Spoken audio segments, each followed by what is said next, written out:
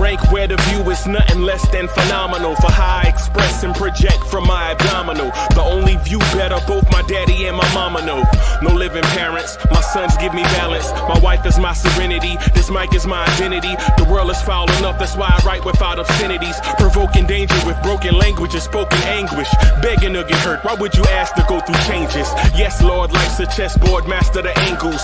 Control the tempo, be the one who holds the info. Acknowledged knowledge is just as deadly as machete swings. When spoken, the truth is as potent as that Medellin. While others swear the style is free, I just let it ring. Our time is undervalued, soldiers make us better kings. My fans on my shoulder, reaching after better things. Today I take the shot, for them I'd rather set the screen. My mama told me follow my dreams. My daddy told me get it by any means. Stand tall, make him bow to a king. But I've evolved, you can see the resolve. Look in my eyes when you speaking to God.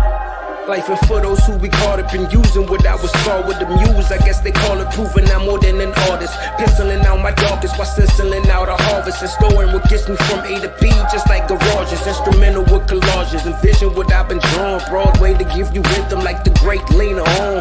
So bent on, found comfort in the storm. Find peace and on when you see them others perform. Organized chaos, outcasted like hey ya.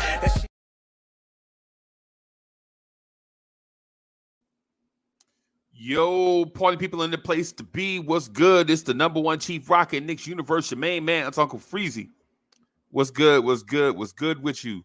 Welcome to this thing that we call the Knicks at Night podcast. Y'all want this party started right. Y'all want this party started quickly. Right? 1 2 1 2 1 2. Okay, we in the place to be. I see the chat. I see old man 803 is in the building. What's good? IKBM Dre is in the building. What's good? Salute. That's the I Know Basketball man. Salute, salute, salute. A wealth of basketball knowledge. Miss Geraldine is in the building. Hey, Miss Geraldine, how you doing? Jordan Rivers is in the building. What's good? David L.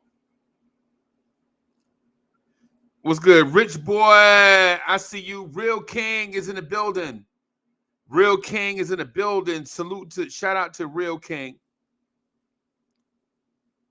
Fly God is in the building. C-Mac, what's happening? Will Salkin, I see you. Okay. Shout out to all of y'all. Let me start this thing by saying this. Let me start this thing by saying this. No man is perfect. Right? No man is perfect. We all have our ways of seeing things and doing things. Right? And yo, Jimmy is in the building. Jimmy, what's good? Thomas Pfeiffer is in the building. What's good, man? It's good to see you. Craig, what's happening? Man, it's good to see y'all. But let me do the drip more. Is in the building. The Lawrence Tears Barber is in the building. Nev the Disruptor is in the building. I told Nev I was going to see. I ain't even. Nev, my bad, man. My bad, Nev. Hey, Nev, charge it to my head, not my heart, man.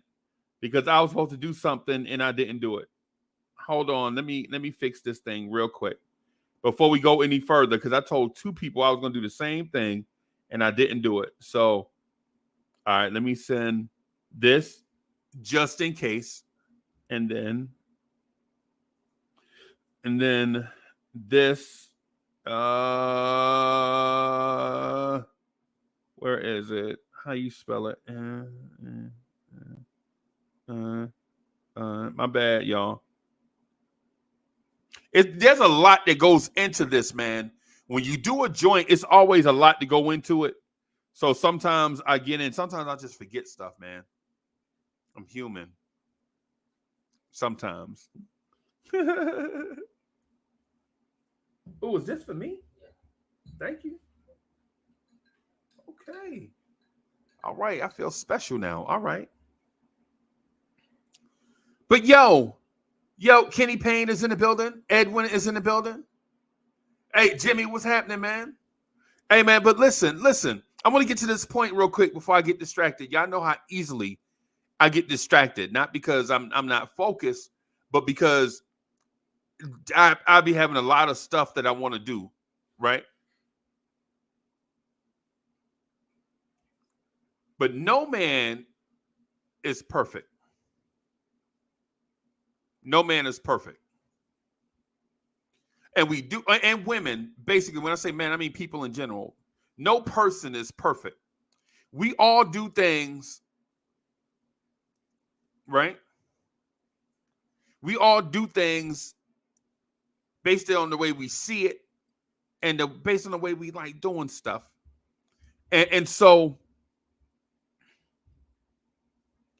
I may be incorrect in my assessment of Tom Thibodeau. And I know a lot of you guys are gonna be like, oh, here he go. He about to go be the advocate for Tom Thibodeau. No, I'm not. As a matter of fact, I'm not. Again, Tom Thibodeau doesn't need an advocate. His check hits the bank on time every payday. He don't need the number one chief rocket in Knicks universe with this super dope platform that's built for Knicks fans to be an advocate for him. Because this joint right here is a dope, super dope joint built for y'all, built for us, right? He don't need us to go to bat for him, right? But have you ever heard the expression, where there is smoke, there is fire? If my name was something like Nick Smoke or Smoking Nick's Topics or something like that, that would be my slogan. Where there is smoke, there is fire. If my name was, if I had that in my name, I would probably rock that. I'd blast that all over the internet. The Nick guy with the smoke. If that was my name, if that was my name or my thing for my channel, I'd have that all over the internet. I'd have that on my Twitter handle and everything. But listen, branding aside,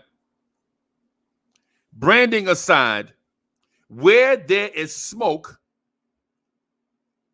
there is fire. Knicks Nation is in a building. Salute, man. I see you out here. Knicks Nation, we see you out. Hey, we see you out here. We see you out here. Knicks Nation. Salute to Knicks Nation. When y'all gonna invite my mate? Knicks Nation, when y'all gonna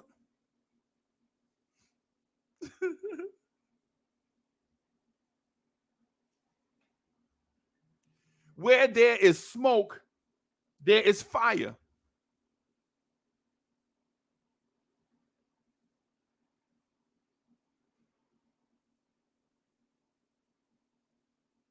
Oh, Jay Boogie, Jay Boogie just sent me something. Jay Boogie is that dude. That's all I'm gonna say.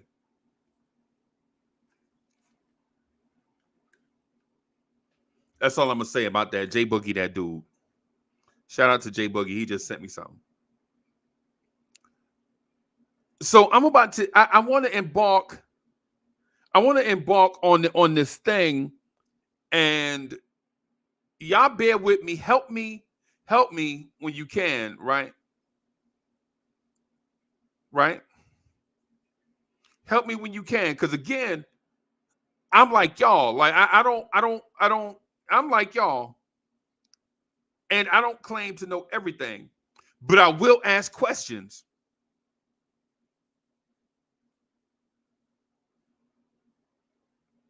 Right? I will ask questions. And sometimes I ask y'all directly.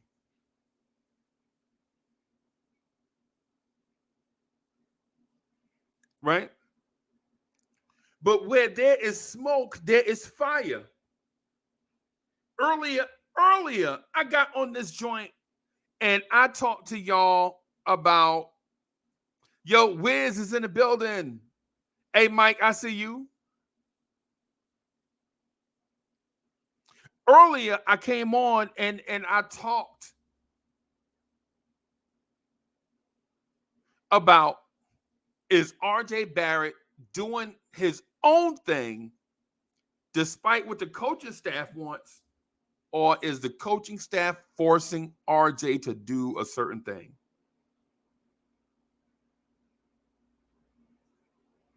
That's what I asked earlier, right?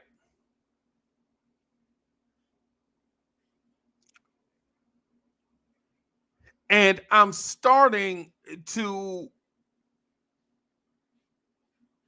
I'm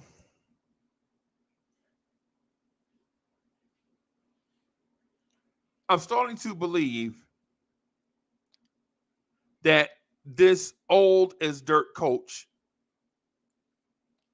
is draining the life energy out of young players.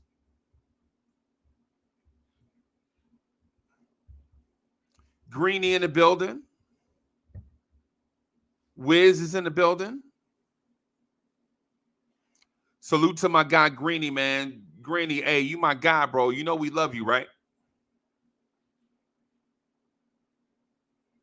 Straight up, Greeny is my guy. Soul Finger. Soul Finger. Soul Finger is my guy too, man. Soul Finger is that dude. Soul Finger is like that brother that you got.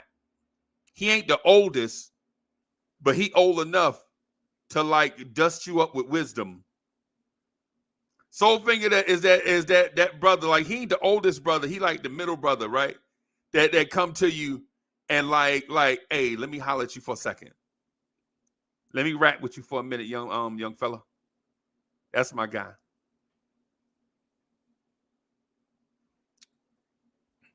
As I sit here, I'm not gonna lie to you. As I sit here and think back to Dennis Smith Jr.,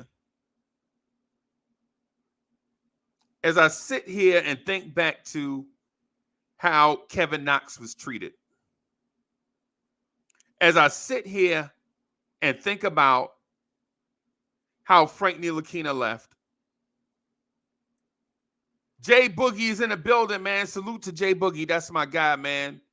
Yo, make sure we support Jay Boogie and all his stuff. He is representing us.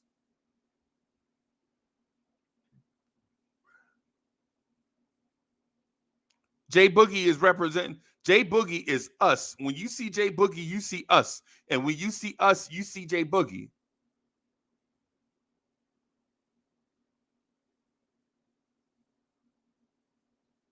But here's the thing. Here's my point.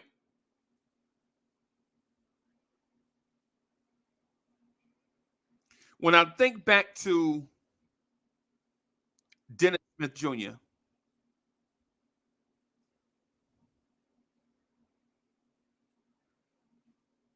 hey, what's good, boss man? Look who showed up. Look who here. What's up, boss? You there? All right. He ain't there. All right. I'm gonna give him a second to get together. But when I think about, I'm gonna just give him a second to get together, and then we'll bring him in, right?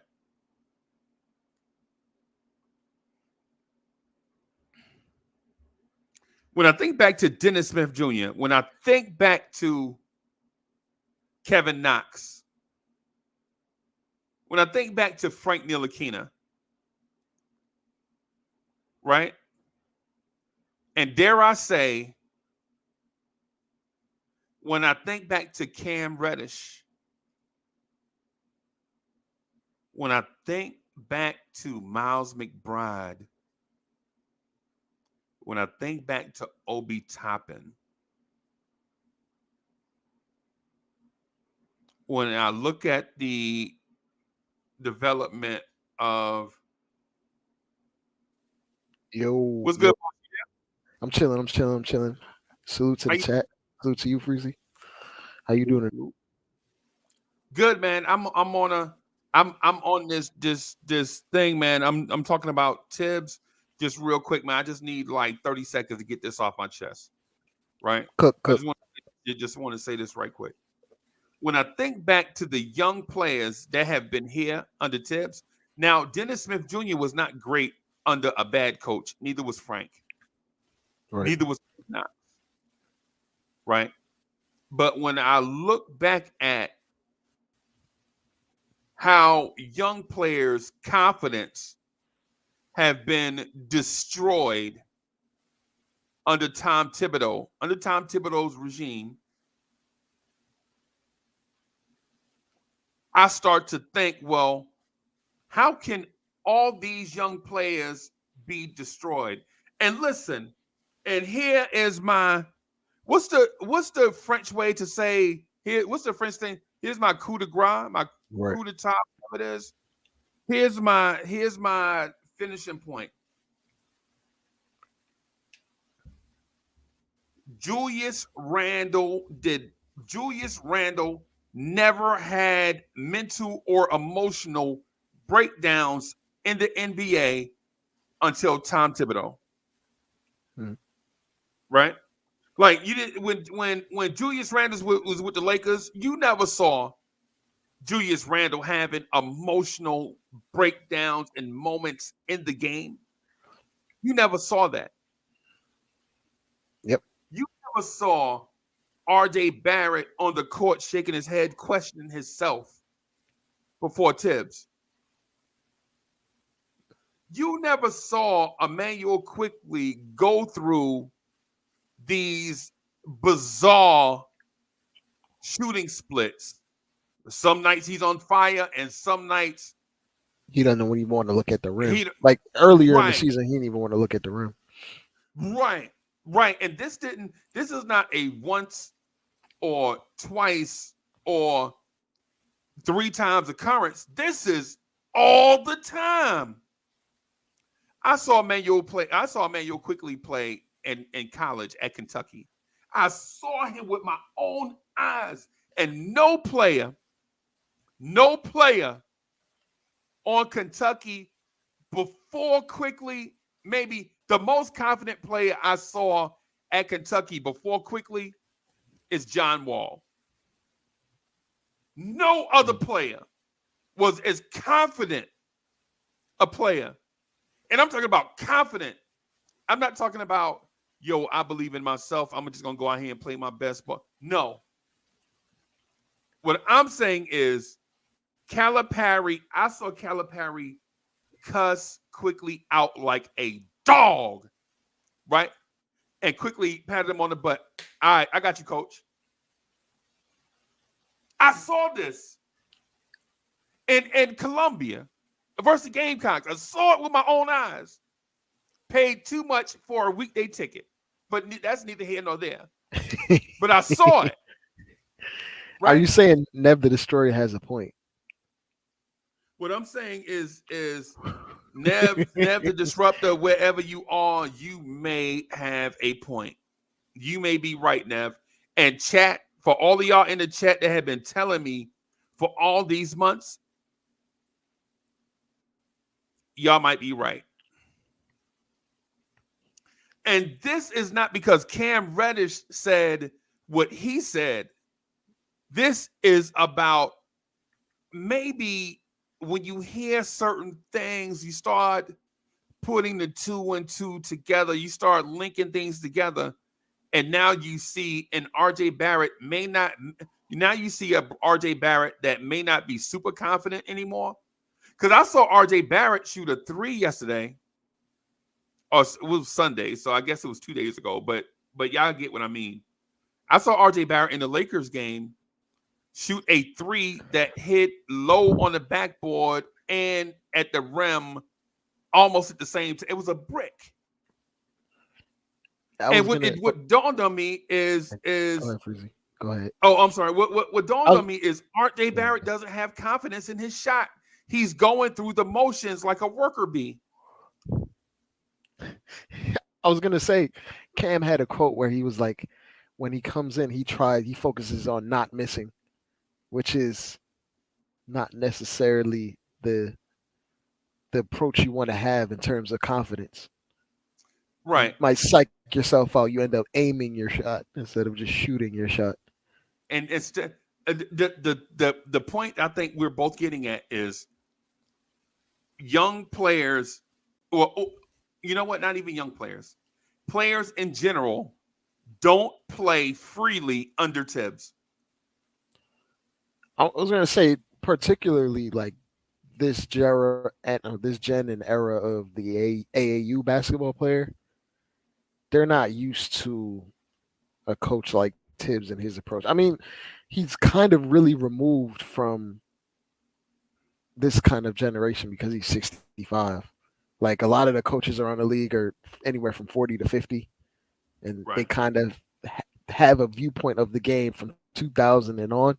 And Tibbs's point of view of the game starts from 1973. I mean, even before that, like where he fell in love with basketball, it was probably the 1973 Knicks and before. Right. So Tibbs is about 10 years older than me, probably maybe about 10 plus years older than I am. Right. Right. So when I really got into my basketball, like when I went, see, because I fell in love with the game of basketball first. Right. And then I fell in love with the Harlem Globetrotters second. Like I legit thought the Harlem Globetrotters were the Madison Square Garden home team. I didn't know I was a kid. And so I go to this thing, and in New York Knicks players are giving out stuff. I'll never forget. I saw Clyde Frazier. I looked up at Clyde Frazier and I was like, hey man, one day I'm gonna be bigger than you. This is what I'm thinking. I never told him that. Bigger than him. I mean, one day. Now, you did end up being taller than him, at least. Yeah, I ended up being taller than him. Right. Yep. No doubt.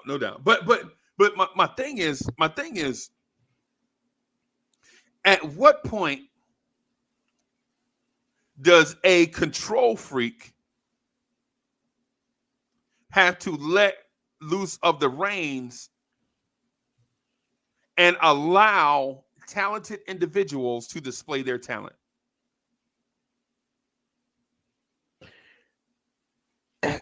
It's a gift and a curse, because his strictness and his rigidity allows his teams to be very disciplined, but they never really hit their ceiling in terms of what they're capable of.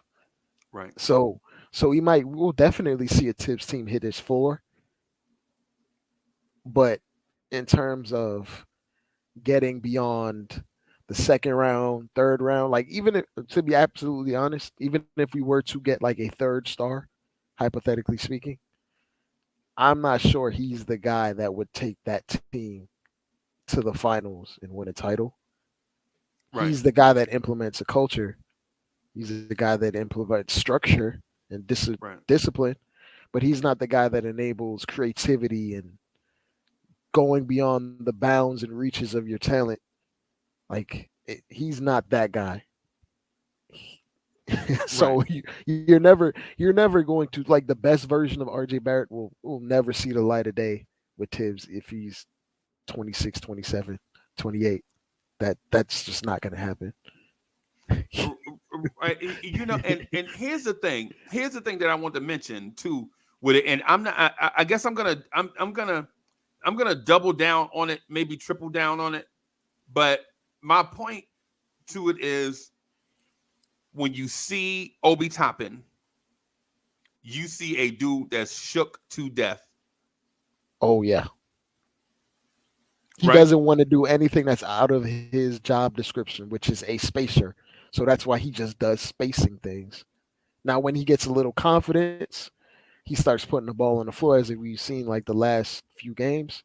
But let him have a bad outing, and he gets yanked out the game for Julius 9 minutes into the second quarter because he Right. had like two messed up plays. Then he's down in the doldrums for the next few weeks or till the end of the season now because the season is basically over. So Right. I'm here to tell you, Dre, I ain't gonna lie to you, bro. I think and I know this is revisionist history, and it may seem like I'm just thirsty for a topic. I'm not. I'm not thirsty for a topic. Because if I'll just, if I just wanted to chop it up with y'all, I'd just hit the live button and just let the chat just control the show. I've done that before. I'll do it again, and it may be tomorrow, right? right. but this thing with Tibbs,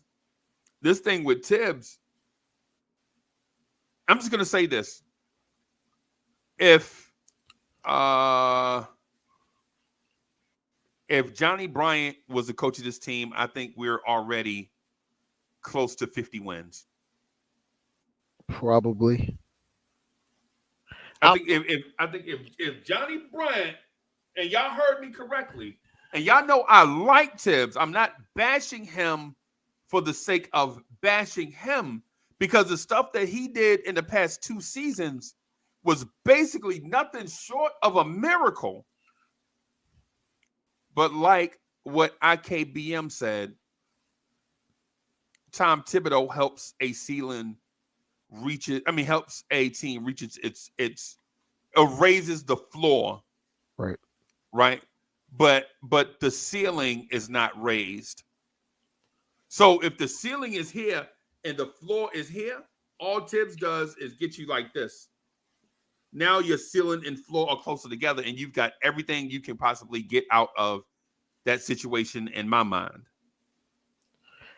And we want to mention Grimes. You can also see it sometimes with Grimes. How many times have we seen Grimes go like a whole half taking like one shot?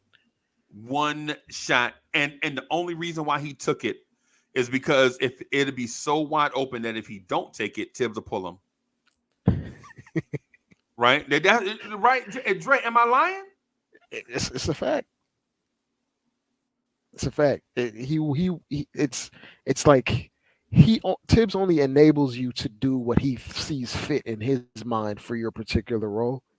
Anytime you go a little bit further and you're not a particular guy, if you're not one or two guys on this team, you're getting pulled. Like we like no one is exempt for that except for maybe Julius and Brunson. But how many times have we seen recently like RJ's on the bench? Even when RJ has like a good third quarter, because he didn't necessarily play his best in the first half, he might get yanked and he doesn't finish the game. And then he could see someone like his puppy died. You see him on the sideline just Right. staring off into sky because he Right. wants to And finish. yeah. And quite frankly, Dre, I'm not gonna lie to you. Like during the win streak, I saw a lot of stuff, right? And I let it slide. You know what I'm saying? I saw a lot of stuff like in that 9-game win streak or 8-game win streak, however long it was. I saw a lot of stuff and I let it slide, right? Like I saw Julius Randle hitting miracle shots.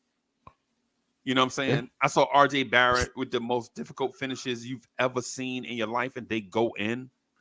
It was a lot of unsustainable shooting because over the stretch we were shooting 50-40 and we're the Right. 24th best shooting team in the league. Granted, you give credit for the shot making, but the Right. thing that's a constant is we don't turn the ball over and we get rebounds. Now the shooting helped us get the streak, but if we were shooting our normal pace, we probably would have went like 6-3 over the stretch. But because we were Right. on fire, we won every game I'm over glad that you said it stretch. like that because we're still a good team. I'm Yeah, not yeah, saying that the Knicks we're a aren't a good good team. team, but we were shooting at unsustainable levels, which is what you're seeing now. It came back down to earth, but you've seen even though it came back down to earth, even to like it cratered back down to earth, we were still in all the games because we are a good team. We don't turn the ball over and we out rebound teams. So it's a give and take. You don't know what you're going to get in terms of shooting, but you know what you're going to get in terms of rebounding on a night to night basis and taking care of the Right. ball. Right. And the night to night basis thing is That's where I'm Tibbs glad. lives at. Yeah, and I'm glad you say it that way. Yeah, and the reason why I'm glad you say it that way is because on the night to night basis, your opponents change. Right. On a night to night basis, you have to manage injuries and load management. Night to night basis, you have to manage a lot of different things. So being consistent with a lot of variables coming into play is a difficult job. So I'm not saying that Tom Thibodeau is a bad coach. What I'm saying is, when I look back on it, the handling of Kevin Knox should have been a precursor to what we saw out of Cam Reddish. We should have knew it, right? Because ultimately, and this might make you laugh, but ultimately, Kevin Knox and Cam Reddish both play for the same team now, right? Both of them in Portland, right? Still in the NBA, and will be in the NBA next year, right? Right? Dennis Smith Jr. looks like a serviceable NBA player. He's a third guard now, at least. He's a third guard off the bench. Yeah, defensively, he needs a lot of work still, right? Yep. Defensively, he needs a lot of work. And it's not, and when I saw the Charlotte game, I saw him communicating and passing guys off and picking up guys and calling out a defense. That gives me hope that Dennis Smith Jr. will one day be a good. Dennis Smith Jr. might be a 10-year NBA player, right? Because he's doing the things that keep you in the league, like captaining a defense, right? Calling out coverage. Like how DeLon Wrights stay in the league for 10, It's 11, Smiths. 12 years. And you know what I'm saying? How you come in the league as one thing and the league turns you into something else, but you wind up being good at that something else. Right. So what I'm getting at is all the young players that have come under Tibbs, and even the Julius Randles of the world. Big Chris from Oklahoma is in the building. What's up, Chris?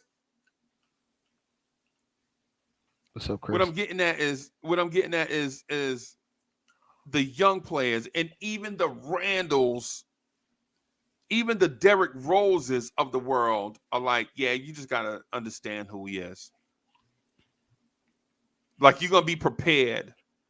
That's the one thing about Tibbs, is you're going to be prepared. But as I listened to Jeff Van Gundy speak. Oh, yeah. Jeff Van Gundy was ragging on Tibbs for some of his decisions earlier in the game. Yep. I when I heard Jeff Van Gundy, and I'm not a fan of Jeff Van Gundy. To me, Jeff Van Gundy can go to hell. I don't like him, period. He quit on the Knicks, but he still has some points.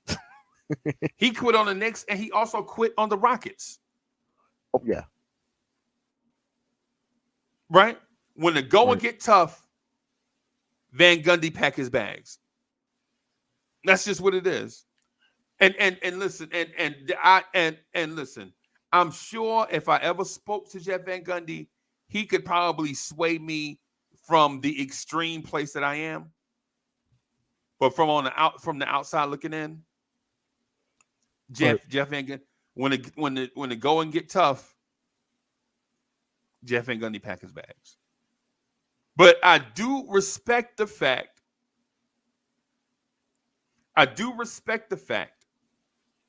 that Van Gundy will point out weaknesses in his homeboy strategies. Like why is a 74% free throw shooter taking a technical free throw when Quickly's on the court? When Quickly's on the floor. It's like, I don't. And he missed.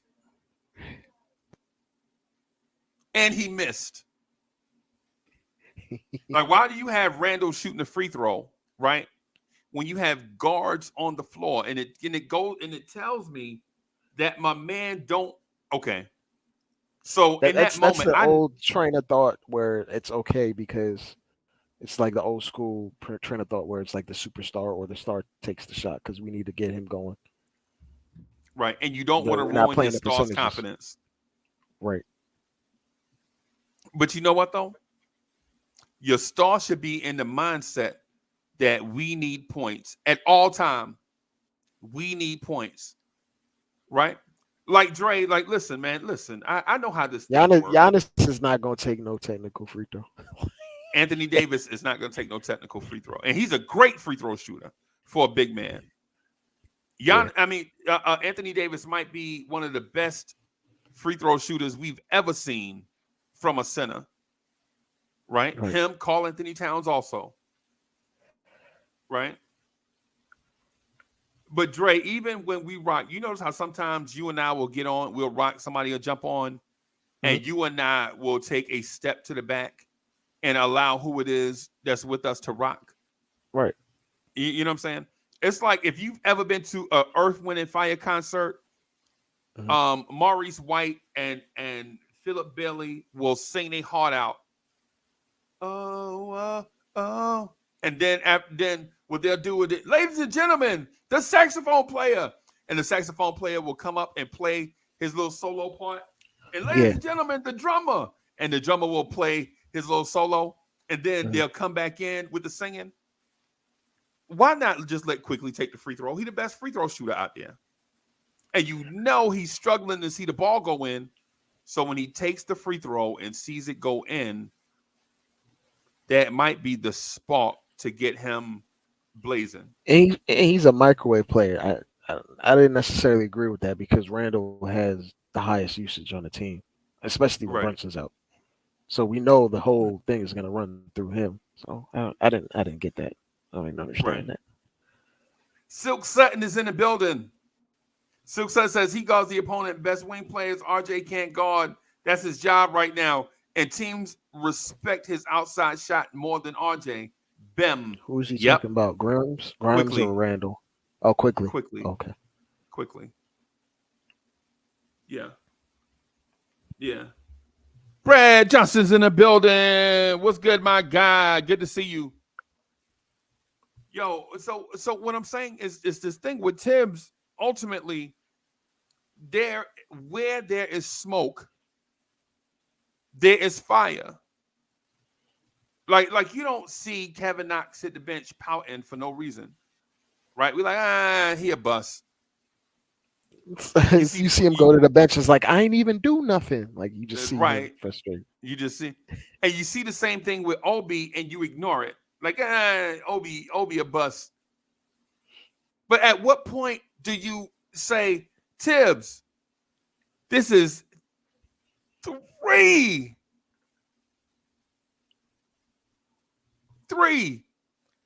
top 10 draft picks that you won't play? It's Knox, it's Obi, and it's Reddish. That's 3 top 10 draft picks that Tibbs won't play. Because he doesn't necessarily fit like the hole that he wants him to be in that specific role, and he doesn't have the necessary flexibility to utilize someone if if they don't fit what he wants in a role. That's how he's always been. Right. Yo, anybody in the chat, and I'm asking, I'm just taking a poll, right? I'm not judging, but if you're in the chat and you remember a coach named Bobby Knight, put a thumbs up in the chat. If you remember watching a coach named Bobby Knight coach the Indiana Hoosiers, put a thumbs up in the chat.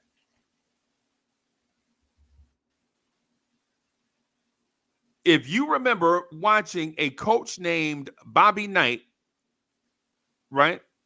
If you remember watching Bobby Knight coach, put a thumbs up in the chat.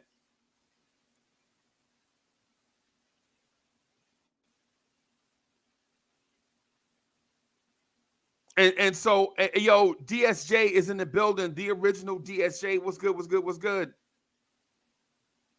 I listened to Hood Goddess the other day, DSJ.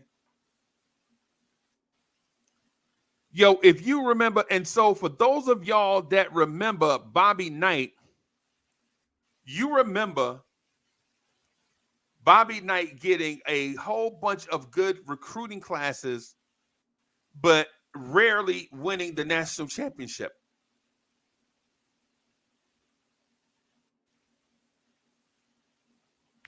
Right? For all the great recruiting classes, for all the players that have come through Indiana University, right? All of the Isaiah Thomases, all the Calbert Cheneys,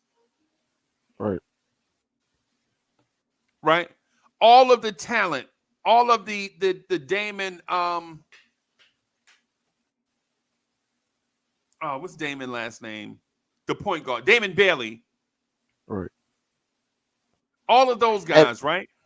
I was gonna say, Freezy, that kind of separates, and I'm not the biggest Coach K guy, but he adjusted his coaching style to the types of players he was getting over the years. As years went on, and Dre, you gotta stop stealing my thunder, bro. You gotta let me cook. My bad. My bad. My bad. You gotta let me, because you basically, you stealing my Johnny Bryant point. Right. So I'm gonna just get to, okay. So IKBM and I think alike on a lot of stuff, and if you want to listen, if y'all want like a real like basketball-ish conversation, like if you into like the nuances of the game, you gotta join the Discord, right? And me and IKBM, we chop it up in a direct, in a DM kind of, right? But what I'd like to do is expand that to the Discord where we can include all of y'all, right? So so by the time these mics get hot, you'll understand why it is I'm saying what I'm saying. Right. Because sometimes I jump on and people are like, "What? That's so random." Nah, but anyway, Dre, what I'm saying is this. Bobby Knight coached one way. He had a hot young assistant at Army named Coach K, right? Bobby Knight at Army, whatever, or whatever, however the thing go, Coach K leave.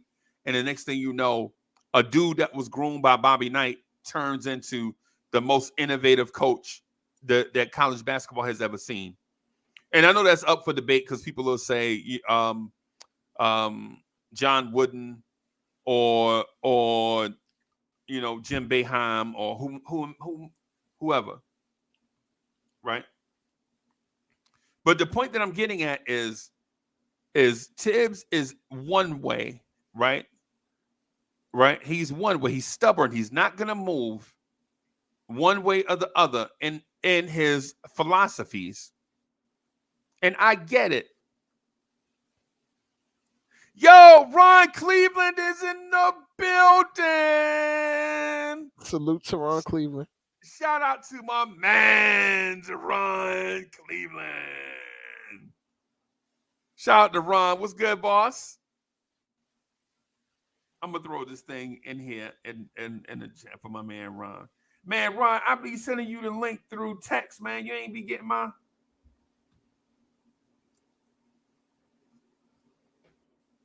So here's my thing.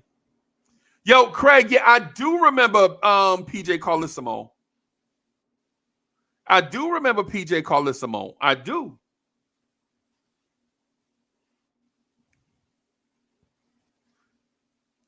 So Dre, wait. Is Craig suggesting Randall to choke Tibbs? No. I don't want to. I don't. Yeah, I remember. That was a joke, by the way. Yeah, I remember PJ Carlissimo. I remember PJ. Right? PJ Carlissimo is another old school inner city coach. Welcome back, Carter. That's what Tibbs is. The old school coach brought up. I mean, not Welcome Back, Carter, but the White Shadow. Y'all remember that show, The White Shadow? No, y'all don't remember The White Shadow. Okay. Chat, do y'all remember the show called The White Shadow? If you remember this show called The White Shadow, put a thumbs up in the chat. Might be a little bit before my time, Freezy. Might be, yeah, that might be a lot before your time, bro. I don't mean no this is when I said it, I thought about like, man, he ain't gonna remember, you know what I'm saying? No. But if you remember The White Shadow, y'all remember the White Shadow? And I'm sorry, man, if I'm taking y'all back down memory lane, but what I'm trying to do is draw a reference point. Bobby Knight, the White Shadow. Anybody in here remember Blue Chips, the movie Blue Chips? I actually know that one. The movie Blue Chips, where a coach that's just like Tibbs is coaching the old school way and find out it can't work, right? His style just can't work. And now he's like, well, either I got to do something or get fired. And he chose to go the new route and go out and get Blue Chips to win a national title. Right? Brooklyn Buddha is in the building.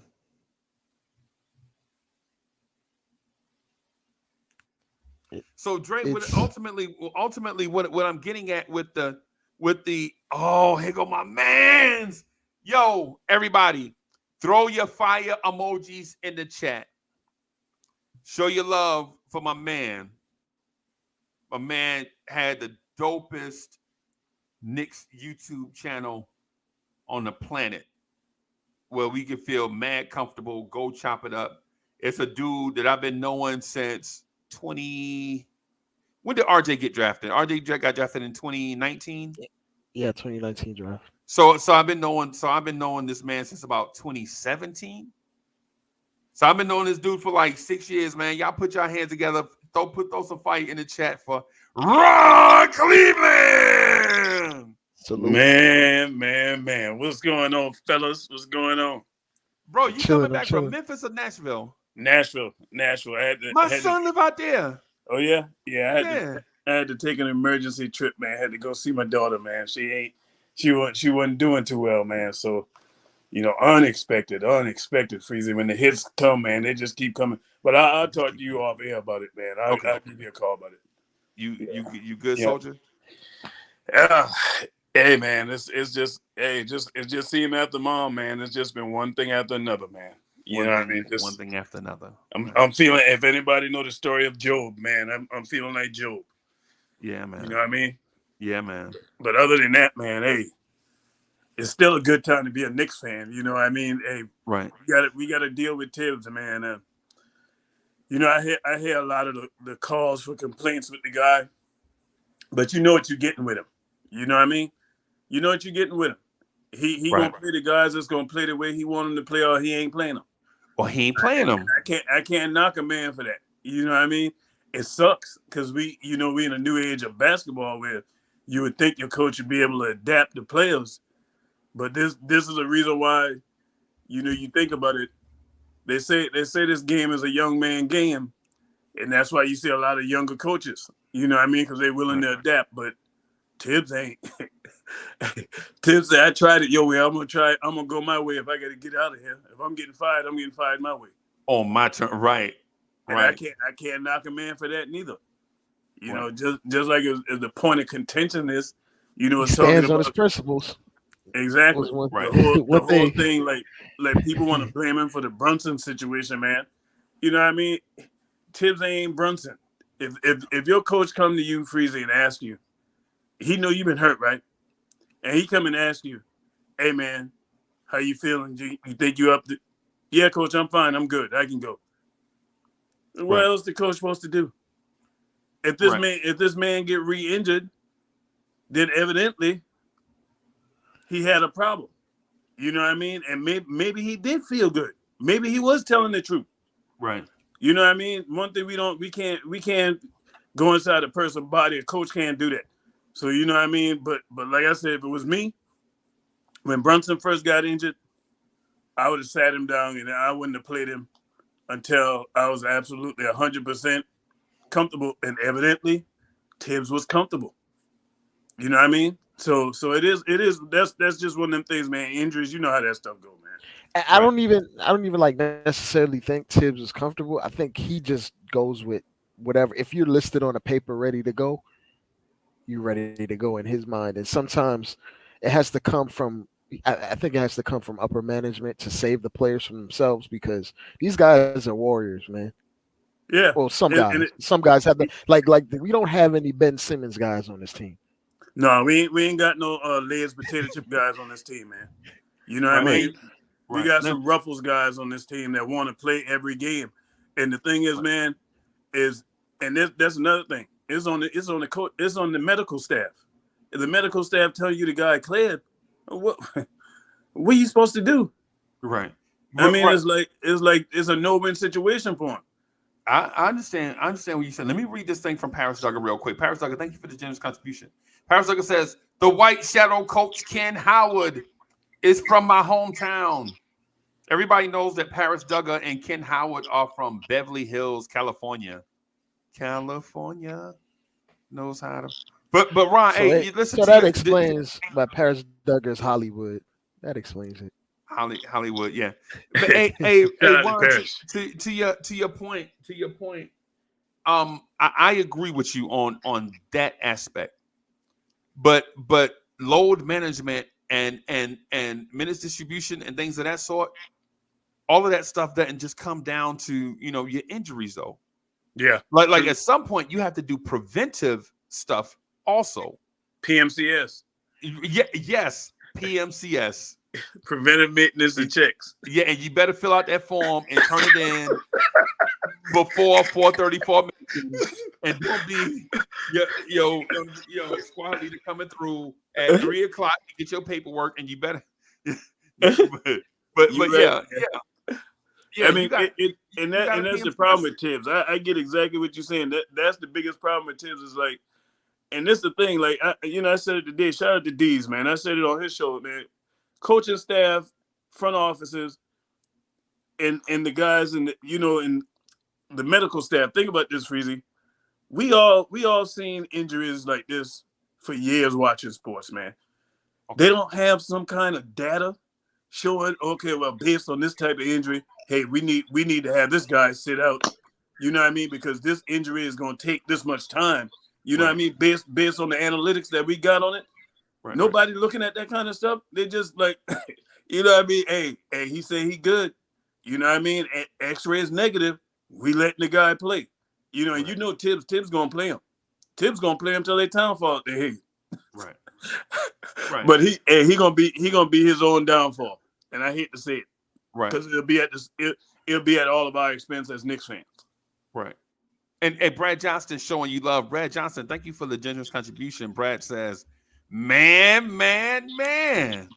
Nobody say it like Ron Cleveland, though. Nobody, bro. What's up, Corey, man? Good to see you, boy. I think you muted, Corey. Yeah, peace and salute, man. Happy to see my brothers, man. You know what I'm saying? Been a minute. Bro, I thought Timberland was up here. Man, I was like, look at Timberland going on the show. Yeah, leave me alone, man. I'm losing weight, man. I see that. I see that, man. How the brother? Man, everything going good, man. Everything going good. Hanging in there. That's all that matters. How you feeling, my man? I'm on injured reserve. That's all I'm gonna say. That's all right.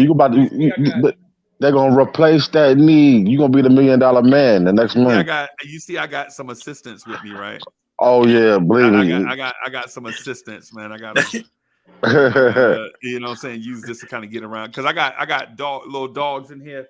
And I don't know if you ever had a dog, but they like to walk right in front of your foot for some reason. Oh, what you talking about, man? I had to get rid of them, man. I had to get rid of them after my daughter was born. I was like, gotta go. Yeah, can't take care of you. Can't take care of you and no. I can.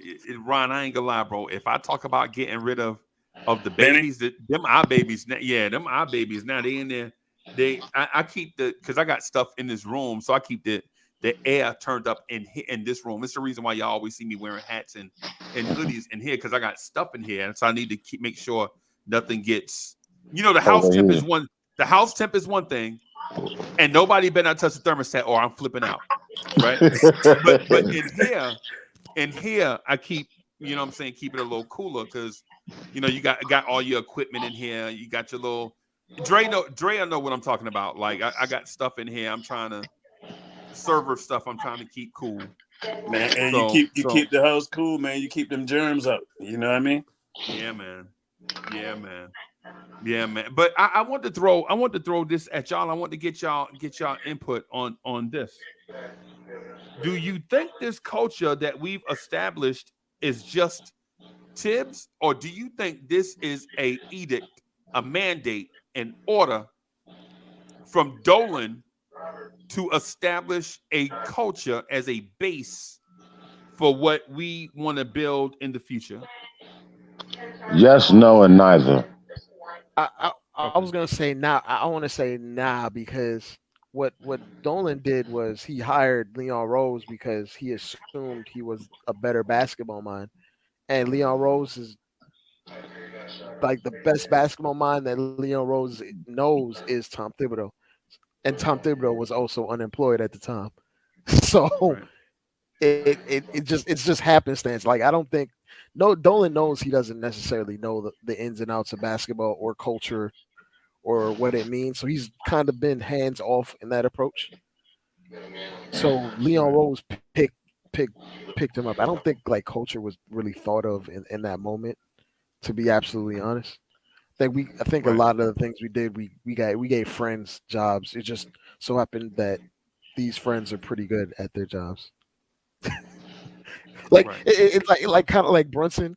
Like we were. It just so happens that Brunson is pretty good at basketball, but we had the inside track on getting him because of the connections and the relationships. Okay. Oh, but I want to add on to that, Dre, and I want to Yeah. say this. We you can't think that we did not also we got us some choir boys. You know what I'm saying? We didn't Oh, get for the sure. you know what I'm saying, and everybody who we brought onto this team was brought in. You know, these kids are nothing but basketball players. They're all in basketball. They're not about the outside distractions that come with the game. You know what Right. I mean? And management was good on putting that together because it molds a good team. You know what I'm saying? As far as image wise, you know, especially it's back. You know, I mean, compared to the teams of the late or the early '80s. You know what I'm saying? When we had a lot of outside issues messing with our team, and it was Right. always on page 5 or 6 or whatever page the gossip page was back in the day in the Daily News or the Post or the New York Times or whoever was covering us. So I like how they did that. You know what I'm saying? I think we got some good kids, solid, and what that says, and then they all like each other, and that develops culture in itself. Yeah, I got to agree with Corey on that. And I think it's really this move really just screamed the whole culture thing is all about Tibbs, and what really solidified it for me is like we saw it like when we hit that 4 seed. You know the type of team we had then. That was all Tibbs, blue collar. Bring your lunch pail to work. You know your hard hat. That's the type of players we had. We didn't beat team because we had talent. We beat team because we played harder than everybody else, and that's an epitome of a team that's coached by Tom Thibodeau. So what happened last year? They try to change course a little bit and try to become an offensive minded team with a defensive minded coach. And you brought in guys that was finished washed up in Kimber Walker. Body won't cooperate. You know what I mean? And Evan Fournier, two guys. So it was a mess last year, and there was a lot of hidden agendas going on. It wasn't a team atmosphere like it was the year before. So what Okay. happened this year? Tibbs had that long leash where he had about 11 players he was playing, 11, 12 players. Right. And we were losing, and Tibbs said, you know what? I'm going back to what I do. Nine man rotation. If you don't play defense, you ain't playing. Right. You don't do what I ask you to do. I'm putting you on the bench, and that's what happened with Cam. And I don't think it's so much the politics. The more and more I think about it, I just think it's just Tibbs' way of doing things, man. And he's all about playing the game the way he wants it done, or you ain't playing. And he really didn't have nothing to lose because he had the backing of Leon Rose, evidently, because they didn't fire him in the offseason. And now if you fire Tibbs, you're admitting that you made a mistake by hiring him in the first place. Right. Also, he brought in a sense of what do you call it? What's the word? Accountability. Of accountability, and self discipline. You know, with because before that we didn't have none. Before Tibbs, I must admit, we didn't have no discipline. You remember who was the coach? Right. I mean, hey, y'all, let me read this super chat real quick, and then I'm gonna run. I want to get to your point, okay? So, so Paris Duggar, thank you for the generous contribution. Paris Duggar says, Manhasset, Long Island. Ken Howard was my mom's classmate and bully. Thank you for the generous contribution. Bully shout out says, to my brother. All-star panel, good look for show. Ron, I want to Ron, you still there? Can you hear me? Ron might have jumped off for a second, but what I want to get to about Ron's point is this. I don't the Tibbs 9-man rotation don't bother me, right? But the minutes within that 9-man rotation bothers me tremendously. I agree. I agree. Right? I'm with you. See, wholeheartedly. The thing is, if your starters are playing 34 minutes, right, and you have guys coming off the bench playing some even level of minutes like 20, 18, and 15, I can rock with that, right? But if the 9th man in your rotation is playing 4 minutes, Obi playing 11 minutes, Josh Hart playing 27 minutes, and Quickly playing 30 minutes, that means you basically, in theory, have. Oh, I'm sorry, not Miles McBride, but Hartenstein. So Hartenstein would be in the rotation, right, when Brunson is healthy, right? So you have Hartenstein and Mitch splitting minutes, but everybody else is basically a dearth. The 9th man, the 9th man is only barely getting on the stat sheet. Yeah. But you got Randall 38 minutes, RJ 39, 38, 37. Here lately, probably 32 minutes. You got Grimes 32, 33, 34 minutes. You got Quickly 30 minutes. Man, you run it. You got Brunson 34 minutes. You run these guys in the ground and you don't give others the opportunity to at least get in the flow of the game. Like, yo, I ain't gonna lie. When I was a sophomore in high school, I made varsity, right? Not because I was good, it's because I was tall. You remember, Ron? You remember this back in the day? If you had somebody that was tall and could walk and chew bubble gum at the same time, they was gonna make the team. Yeah, they coming for you. Right, that was a rarity. Now everybody tall. Because my freshman year at Dickinson High School, right? I messed around and put up ungodly numbers. I averaged like 8 points a game in freshman basketball, right? And I know people like 8 points. I thought you was gonna say 20. No, this is like 1981, 82. No, those are big numbers. That's big numbers for a freshman year. Yeah, without a 3-point line. Yeah, that's big numbers. Yeah, I had about. I know you were getting hacked too because you were a big boy. So I know you were getting hacked. And Dre, here's the thing. Here's the thing. I was a 6'1" guard, right? My man Jason, the original. And listen, no lie, I hand to the man.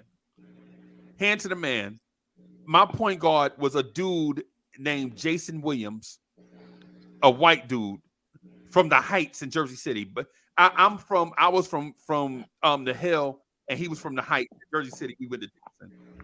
His God-given name was Jason Williams, government name. We played with a dude named Kenny Washington. He wound up being a 3-year starter at center for Ball State, right? We called, no lie, this is 1981, 82. Jason Williams' nickname was White Chocolate. Wow. Right? And listen, and the reason interesting. Yeah, because there was a dude in the NBA right at the time that we all loved. He used to break backboards. A dude named Chocolate Thunder. Anybody remember him? Daryl Come Dawkins. on, He used to wear Darryl number Dawkins, 53 for the six. Yes, Daryl Dawkins. one of right. the first high school players to come in the NBA. Right, and we used to think that chocolate, like back then, your name was either like something like Chocolate or Shake. You remember that, Ron? Like if you used to play against a point guard, his name used to be Shake because he used to get in front of you and shake and bake. Now people don't eat shake and bake no more. I don't. So that's not real. You remember shake and bake from back in the day? Oh yeah, I remember you put that on everything. Chicken. Well, you put that thing on everything. For those who eat that pork. Yeah. So I guess ultimately, like what I'm getting at, man, ultimately is even my coach, Mr. Marcellus, he used to coach us at Dickinson High as ninth graders, right? As ninth graders, right? Even then in that era, right, of freshman basketball was different from varsity basketball, if y'all remember, right? And the reason why it was different was because you taking eighth graders and introducing them to real organized ball as ninth graders. You know what I'm saying? So you try to teach the fundamentals, but you also let them play. But you also let them play a little bit to see if you really got something, right? You like, okay, Uncle Freeze, I'm gonna run. We had a play called L's where I would start in a corner, right, and I would run a banana cut towards the top of the key, catch the ball on the RJ Barrett play. We used to call it L's. You start in the corner, they run a pick and roll up top, and then you get the dribble handoff from the guard, and then you go to the basket. Coach Mr. Marcellus would be like, Coach Marcellus would be like, all right, now we're gonna run L's 2 times tonight, and you better do something with it. And right, and Ron, don't lie, it was about the first half. Back then we used to play halves, right? 2 halves, right? So I'm looking at the clock, like it's 6 minutes left to go to half. He ain't caught L's yet. And then I look over at Coach. He like, Uncle Freezy. And no lie. True story. Uncle Freezy. He look at me. The sign for the play is like he'll rub something off his chest and then he'll say something, right? That was the thing, right? He rubbed something off his chest and takes a drag. This cigarette must have been about long as your arm. Oh, Winston. Yeah, it must have been a Winston or something. He like, L's. And I get so excited, right? I run straight to I don't sell nothing. I run straight to the corner. And they run down, and as soon as I see the big set his feet, I come sprinting around. You know what I'm saying? I catch it. And I go to the rim. And see, then dunking was a thing, right? Dunking was a thing. But the finger roll back then, if you could finger roll, Ron, to all the 50-somethings out there, all I'm going to say. Oh, yeah. Finger roll. That's nasty. Still to this day, when you see somebody do it, it's a beautiful thing to see. Ron, I took off. Now. And I caught that thing like this, and I went up and flipped that thing up in the air. And this dude from Lincoln High swatted that shot so hard it hit the bleachers. It was volleyball. That was a volleyball. Yes. I made that loud noise in the arena. Because Ron, don't act like you don't know. Freshman ball, ain't nobody in the gym but you and your parents. Boy, freshman ball, that ball hit them bleachers and sound hit like them thunder. wood bleachers and sound like a fight. Boom!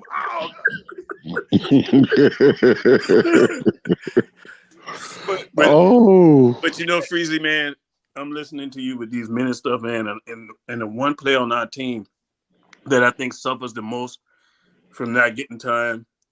Obi Toppin. Bride, man. No, Obi Toppin. Reason why I call Deuce is because Deuce is disruptive, man. Right. Deuce is somebody that teams hate to have to face. Right. Every team got that one player that's just annoying. Annoying, bro. Deuce is that dude, and he stick to you like glue. And watching him last night, man, I'm like, it's a shame that it takes an injury for this young man to get playing time. because the way he plays, That's a other shame. than the offense, I can deal with his offense not coming like it should. You know what I mean? Like we would love to see, put it that way. We know that that's still a work in progress. But that defense is just too disruptive. If I'm the coach, for him to just be mired on the bench where I can't find time. Ron, against the Lakers, he had 3 steals in 5 minutes. Come on, man. You remember that? In the Lakers game, he legit had played 5 minutes and had 3 steals, and the other one was deflected out of bounds. That's when we went on that run. What is Tibbs looking at? I mean, I think he's overplaying Brunson, first of all. Second of all, I think Tibbs needs to use a third point guard and Deuce McBride and give Brunson a little bit of rest. But Adam, too, Corey. I think Obi. I agree. I agree with everything that you all saying. But the reason why, and I'm not advocating for Tibbs, but I think that he's so used to people. You gotta think this man has like a PTSD of trust factor among NBA players. You understand what I'm saying? And the fact that he's about who he trusts every step of the way. And you got to think one thing that Tibbs does, which is to his detriment, is that he gives his latitude to his players, to the players that he trusts. You know what I'm saying? The time that he feels like when they say, well, I'm ready to come out the game, or I need a breather, or I need a blow, or, you know what I'm saying, maybe this person needs to come in the game or not. You understand what I'm saying? And I'm not saying that's right or wrong, but it's what works for him. Okay. Yeah. Ron, I understand. I kind of like what both of y'all going, but I'm going to say this with Tom Thibodeau though, right? And Tibbs, let me throw this out there too. Tom Thibodeau is an innovator, right? Yes, if it were not for Tom Thibodeau's ice pick and roll defense, the offense that you see today from other teams would not exist. Right, because invention is the mother of necessity. Facts. Right. Mm-hmm. So the thing is, Tibbs said this about 15 years ago. He was like, the only weakness in this defense that we created is that teams are gonna now start shooting more threes, which stretches the floor, which means that you can no longer put 6'9" power forwards at the small forward anymore because of the way the floor is stretched. Right. So when you hear Tom Thibodeau say that, it kind of gives you insight to why he likes these 6'5" guards, but also lets you know that he understands that the things that you see are also the things that he sees, but it's a risk-reward management of being an innovator on defense. Nobody ran the ice pick and roll before Tibbs. Tibbs created that. That'll be his legacy, and I'll give him credit for that, right?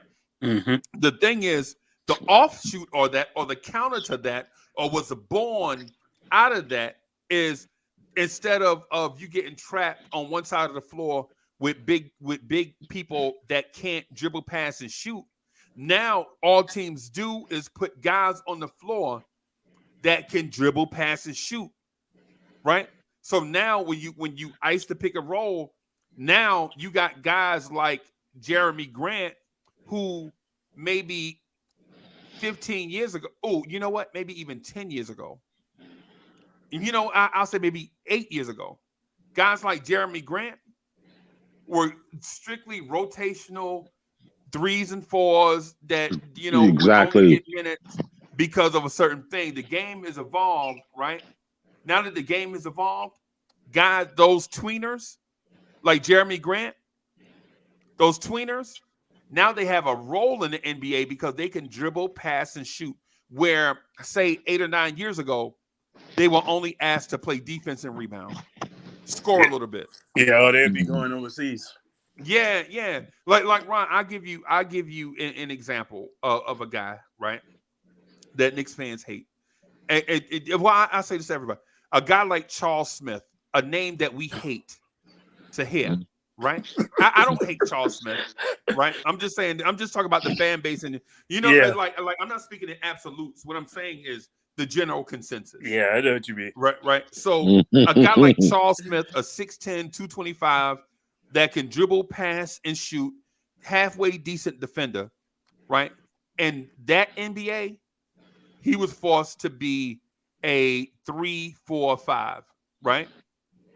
And today's NBA, he's a 5. Today's NBA, he's Christian Wood. Right? Stroking threes. Right. Can guard threes, fours, and I'm not saying Christian Wood can guard anybody, but offensively, I'm saying Christian Wood. Supposedly. Right? Yeah. Offensively, he'll be Christian Wood. Right. And it's because it's because Tibbs innovated this ice pick and roll defense and these defensive principles. Like on offense teams run the pick and roll, right? Defensively, to combat that, Tibbs runs a peel and roll, right? If you get Ron, you remember one night, no lie, me and Ron Cleveland was on Sim Show, and we was so mad about Tim Hardaway Jr. dying on screens. Ron, you remember that? I think we talked to like 2 o'clock in the morning. We may have talked to like 2 o'clock in the Who's Mark was legit going crazy. Yeah, he was about to bust the algorithm. Yeah, there was I couldn't even get a word in because we were so mad at Tim Hardaway Jr. for hitting the screen and just staying there, just dying on the screen, totally taken out of the play. I don't think people realize how bad Tim Hardaway defense was when we first got him. Because he didn't get right until he went and got with Budenholzer down there in Atlanta. Right. And it's funny you should bring that up because what's the dude who played for Atlanta who had the afro who went to Greece and came back when y'all were just talking about? Yes, exactly. Yeah, Josh Childress. When you're talking about these wiry, long wing players, that now if Josh Childress played today's game, he'd be a superstar, 3-and-D, perfect player. Yeah, he's a modern day player. You know who else? If they played today, and I know this is going to be highly questionable, but if Jared Jeffries played today, he's Jared Vanderbilt. Exactly. Yeah, he'd be a better player. He's Jared Vanderbilt because the only reason why the fan base hated Jared Jeffries is because he never provided any attempt at offense ever. None. He was just strictly defense, defense, energy, and rebounding. Right. Mm-hmm. Right. And the only reason why we're paint now, I was going to say, when you have the wide open paint now, he can get those layup attempts without really being challenged because there's shooters on the court for him. But when we were playing, there were no shooters. It was just him. Spacing out the offense.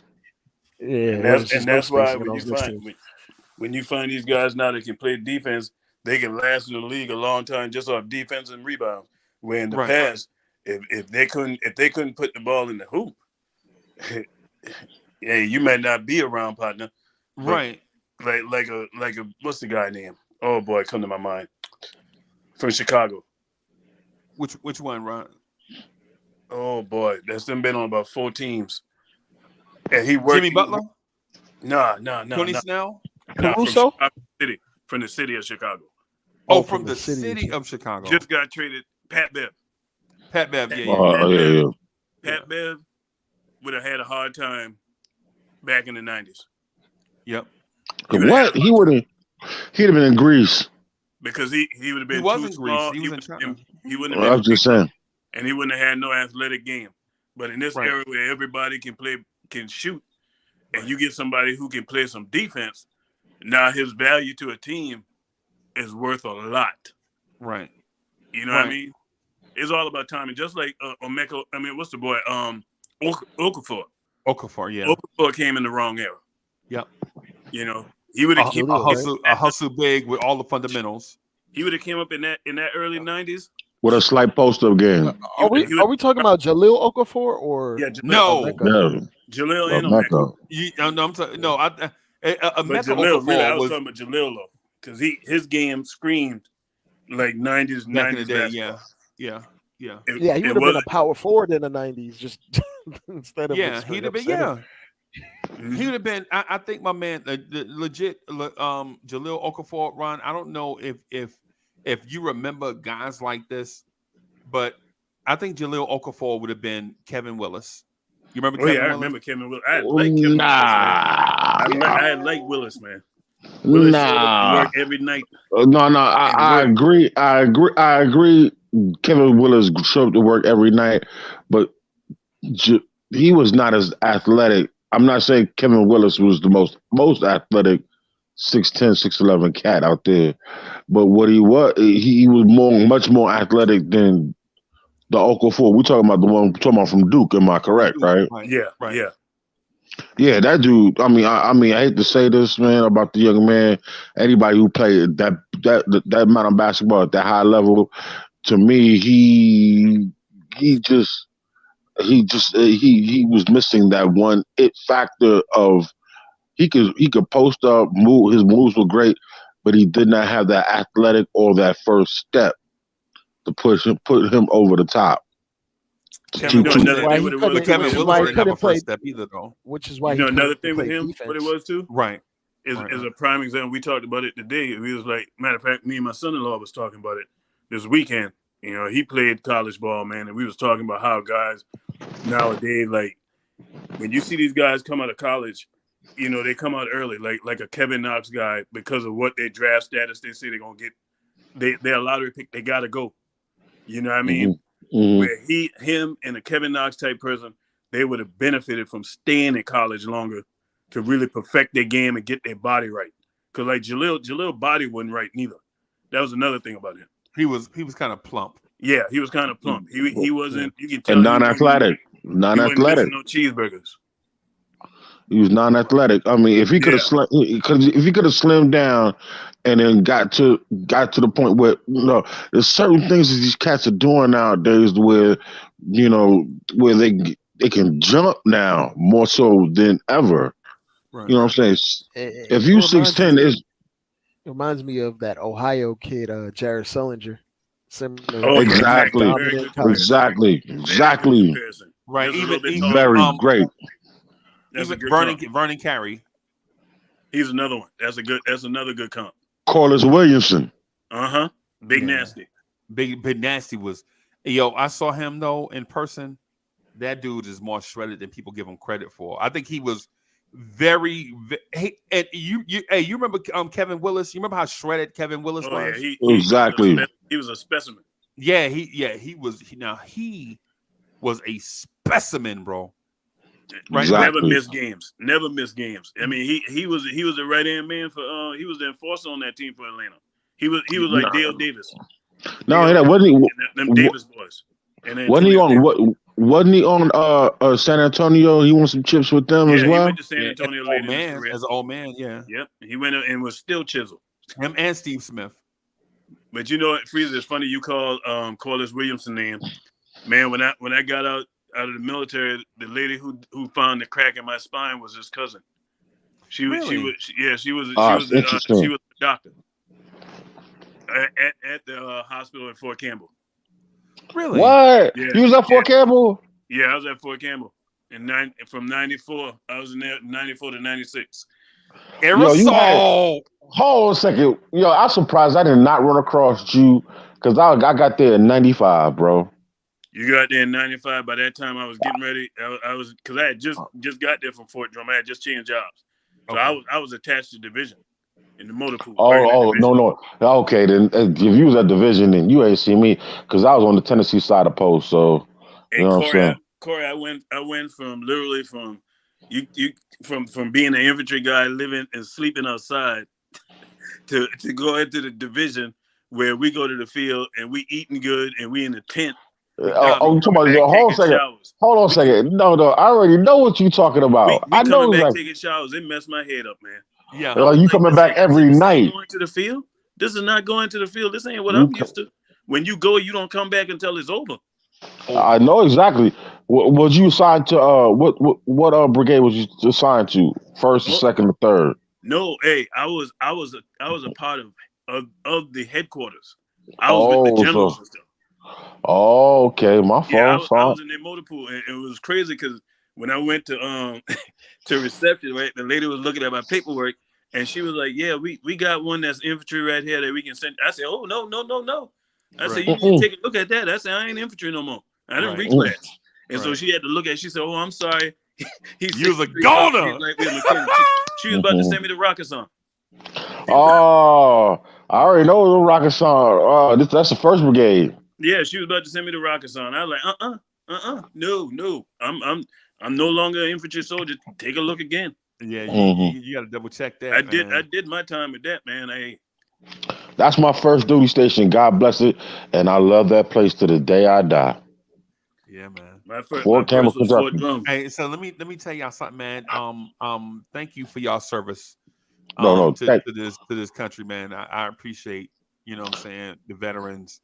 And not just y'all, but veterans everywhere, man. I salute y'all every time I get the opportunity. Man, thank you for your service. Thank you for all the sacrificing you did for this country so that we can remain, you know what I'm saying, remain free. Because it's not an easy sacrifice. It's not. Sometimes those sacrifices leads to families breaking up. You know what I'm saying? Sometimes it lead to after career stuff like I'm dealing with right now, like every day. You know Injuries. what I'm saying? So yeah, man. So injuries, man. Yeah, it's Soul crazy. Fingers. You don't even realize them sacrifices. Shout out to Soul Finger.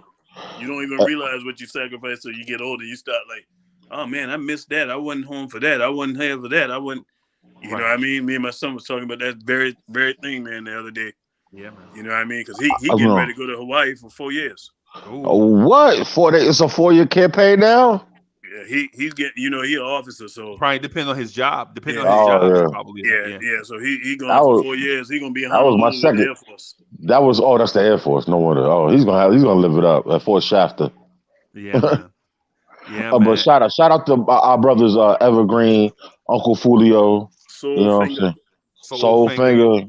Yeah, you know what I'm saying? And everybody else who we don't know. DSJ. Oh my God, I didn't know DSJ. Yeah, man. Yeah, DSJ. Yeah, man. So I when I start talking about veterans and stuff, man, it's something in me. It's always like I try to compartmentalize a lot of stuff. You know what I'm saying? So I get a little uncomfy sometimes. Sometimes I get like in this thing. So if y'all don't mind, man, I'm gonna respect our veterans and things of that sort, man. I just want to talk about something else. Let's go. Let's turn the page. Yeah. Let's get back to no disrespect to No. That's my fault. That's my fault. No, it ain't nobody's fault. You know, like you don't know, like you don't know what's conversations just go that kind of way sometimes. Yeah. You know what I'm saying? Because sometimes you think about some of the stuff and you like, you know what I'm saying? Mm-hmm. So Soul Finger, how you doing, brother?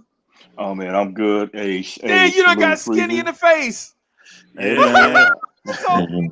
My man.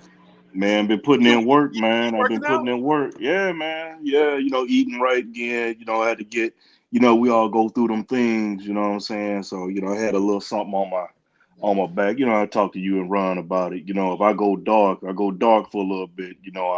I'm kind of like, I'm like Tupac, got so much trouble on my mind. But I'm getting back to it, man. I'm just taking a day at a time. Still ain't hit that target weight yet, but I'm back. Yeah, man. I got a question for y'all too. I got a question for all y'all. Run it. And everybody in the chat. This Jalen Brunson situation. If you coaching this team, what you gonna do with him right now? I'm sitting him. I'm gonna sit him right now until he's ready. I'm gonna put it on the team. Go ahead, my bro. I was gonna say, if it was up to me, I'm not bringing him back until Saturday against the Nuggets, and I'm limiting his minutes to 30.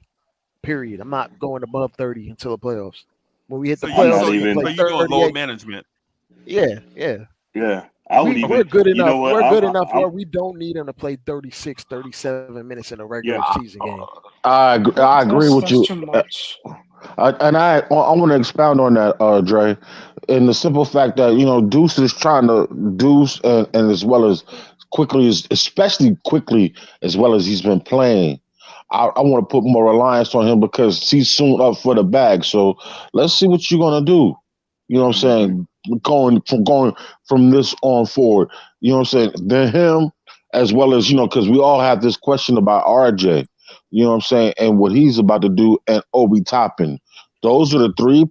Those are the three players that we have the biggest question marks about now for our future. You Throw know what I'm Grimes saying? in there too. And, There's a well, yeah, question mark Grimes, on him too. quite him as well. But I'm not gonna really look at him until next season. You understand what I'm saying? Where we might really need a backup point guard more so. You understand what I'm saying? Especially how far we may go in this playoff run. Well, Okay. can Tibbs open it up from his rotation from 9 to 10? No, he ain't Yeah, doing that. I'm I just don't. I'm saying, you know. like Freezy said earlier. I don't even think we need to even make it 10. It's just expand the minutes. Because like if you watch teams like, for instance, the Memphis Grizzlies before Ja went out, Ja rarely went over 31, 32 minutes. What's his name? Jaren Jackson Jr. He plays 28 minutes a game. Right. High effort Right. 28 minutes. So you don't Right. necessarily need your best players to play extensive minutes. They can play high intensity minutes, the minutes that they're out there, and you Right. leave them fresh for the ends of games instead of burning them out. Which is why you see Randall, he comes out hot, but he never finishes game strong because he has no legs by the end of the game. Right. And that's not, and it's not Randall's fault either, by the way. It's you give, first of all, Randall leads the NBA in minutes. Right. Don't look at the per game minutes, right? Look at the total minutes played. Julius Randle leads the NBA in minutes, right? Minutes played, right? The thing about those minutes played, though, is Randle leads the NBA in minutes played, and he also leads the team in usage rate. So that means when Randle is on the floor, you are legit squeezing every ounce you can out of Randle by the time the fourth quarter gets here. You don't eat. Even with the extended rest from 2 minutes in the third quarter to 3 minutes or 4 minutes in the fourth quarter, like that turn. You know how you sit down and then you get the fourth quarter, the third end of the third period break, beginning of the fourth period break, sit down, and then you get that 4 minute, like you turn the corner with the minutes, right? Even with that, Randall is still exhausted at the end of a game. Go ahead, bro.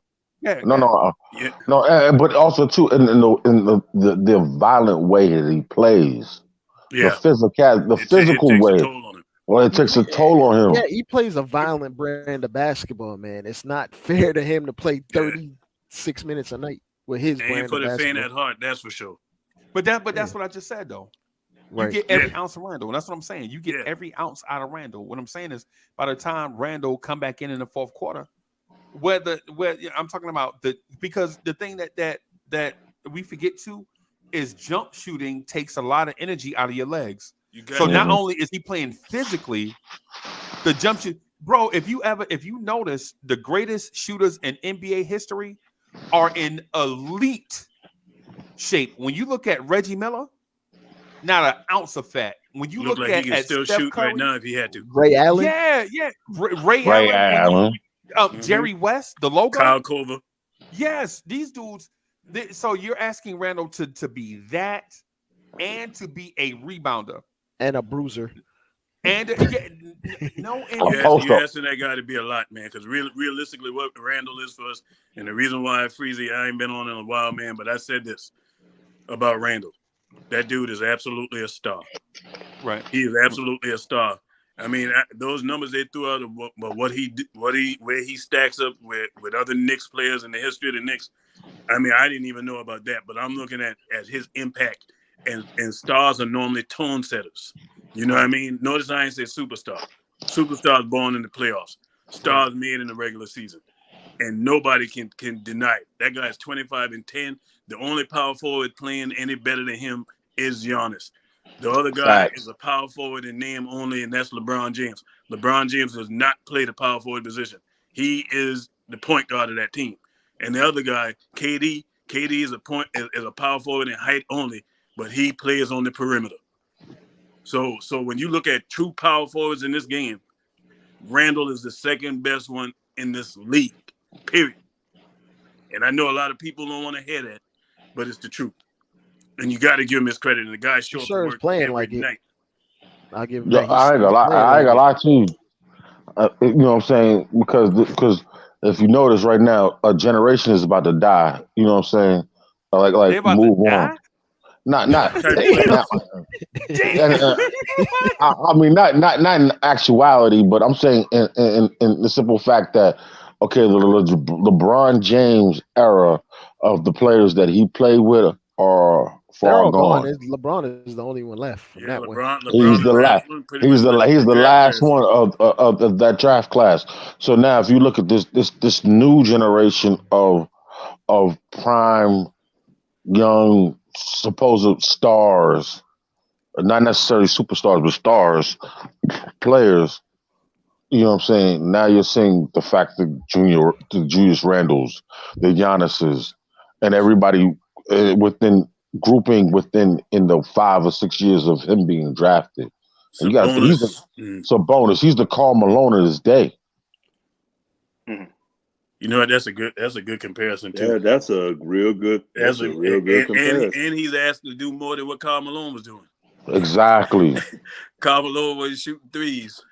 Karl Malone wasn't playing. Making Karl Malone passes. wasn't playing defense I'm not saying that Julius Randles is an all-star, shut him down, defensive power forward, but comparably to where he is amongst his peers and his you know what I'm saying, everybody that he's compared to in his era. Come on now. Yeah, he's tough. He's a tough boy, man. The only problem with Jules, the only thing that Jules got to get straight is that mental, because we coming up on the time of the year where them refs ain't gonna be calling them fouls, man. They ain't gonna call No. them, and we all see it. Julius get abused. He gets beat up, and they don't call a lot of them. You know what I mean? And that's where Tibbs got to come in, man. And Tibbs should talk to him and be like, "Hey, man, look, I'll handle the refs. I just want you to play ball." Yeah, but listen, and I'm not disagreeing with you on what Tibbs should do, but this is what Julius needs to do. Julius needs to be a basketball player and play through it. Yeah, Because let me tell you something. agreed, 100%. Let me tell you something. Because and I'm talking about from my experience. You know what I'm saying? When I played high school basketball, I was a very physical. I'm a football player playing basketball, so I was a very physical player.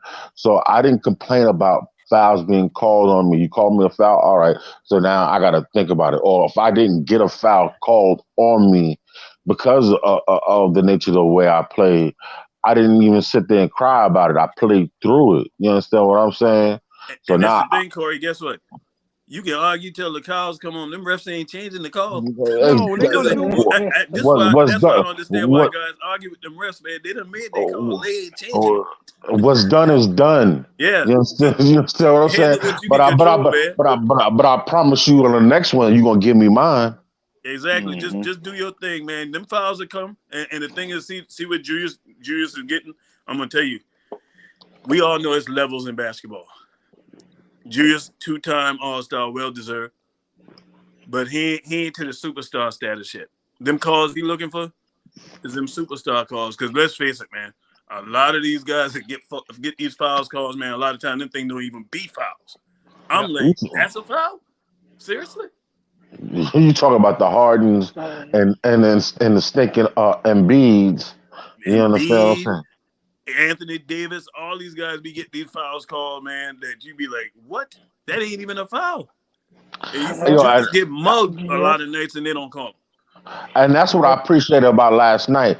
Last night, one thing I watched about Hartenstein, the way he played and the way he attacked the ball. He attacked the ball. He didn't attack Anthony Davis. He attacked the ball, and he made it very, very, very difficult for Anthony Davis. You got to think, Anthony Davis only had 17 points last night. 17 points? And he would have had 34 if Mitch would have stayed on him. That's a bad matchup for Mitch. Mm-hmm. It was a bad matchup for Mitch because you know what? When AD played in New Orleans, Mitch actually trained with AD. Exactly, Dre. Exactly. So he knows. So he knows all what his Mitch wants to do. Mm. He knows him. Yeah, but it comes to the point that enough is enough. Randall's not getting these calls. You look at players like Kyrie, Jimmy Butler, Steph Curry. How many times do you see them go to the foul line? Well, They I go to won't the put foul Steph line Curry way. in that They go to the because foul line No, way no, more no, than, no, than no. Steph Steph Steph, Curry, Curry. Steph Curry Curry, don't get free throws like that. But Jimmy because Butler, he doesn't go to the hole as him. yeah, Jimmy Butler. But for the Now players who those, go to the basket, even Giannis a lot of Oh, times be he getting gets the some calls cheap like calls crazy. too now. right. He gets the calls like crazy, Giannis. But also too though, but also to some degree, they earned their stripes, and Exactly. they earned their stripes in the playoffs, going hard and playing through it. You know what I'm saying? Playing through the non calls because Yeah. because what do you say all the time, Soulfinger? The sun shines on the dog's backside every once in a while. Yes, sir. You, Yes, Mm-hmm. you sir. understand what I'm saying? And to use your quote and going with that saying is that you know what I'm saying if Julius keeps doing what he's doing, because if you keep driving to the hole 10 times, eventually, you know what I'm saying, you might miss 4 out of 5. You understand what I'm saying? Or you might get, excuse me, no, excuse me. You might get, you might miss 4 out of 10 times, but you're gonna knock down 6. You understand what I'm saying? So 6 times, whether it be an and one or not, or you complete the basket. You understand what I'm saying? Those are shots and baskets made. You And Corey, understand I what I'm like what saying? you said. You said something profound tonight about Julius' situation with the refs. He got to learn to play through it. Because when you said that just now, I started looking at all them guys that get them calls, and when they don't get their calls and stuff, man, them guys don't sit there and just, you know what I mean? They They don't just sit there and play pout through it. about it. They don't pout and they don't No, have a they don't have a hissy fit. You know what I'm exactly. saying? Exactly. You understand what I'm saying? But also too though, but that's about a mental makeup of thinking that you on the same level as them. You play on the same level, but are you on the same level as them? You understand what I'm saying? It's all a psychological game. Yeah. I'm feeling like Nev right now. You know what I'm saying? Like I want to put him on the couch, but you understand what I'm saying? But it's something that he has to play through. And one thing to his credit is that he has not had the eruptions or he allowed himself to be taken out the majority of this season. It wasn't until up to this point Oh that he yeah, he had been keeping his nose clean now. He been keeping his nose clean exactly, until the other night. exactly. So he had one explosion. I am not going to hold that against him, and I'm on record last year saying ship his ass out. Excuse my language, Freezy, but ship him on out. I'm done with him. You Yeah, understand he what I'm he, Right, saying? def- but he definitely made but a 180. He definitely changed his mental. Oh But yeah, we and we don't need that stuff to rear his ugly head, man. Because no, you no, know, hey, the no. play But the I think playoffs coming. But I but feel he you, caught man. him. He definitely changed. But he caught himself. Yeah, hey, but yo, y'all doing. I think the conversation man is doing Randall unfair. Are you Right, serious? I'm very serious. Wow. Okay, go ahead. Please we explain your analyzing point. it from every angle. I'm Every I'm angle, I'm Freezy. very serious because this is not because what I'm hearing is not a on the ball basketball conversation.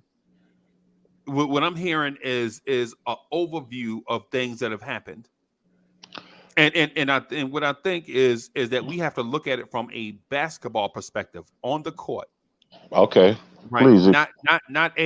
Not a somebody on Twitter said such and such, and I think I kind of agree, right? What I'm saying is this.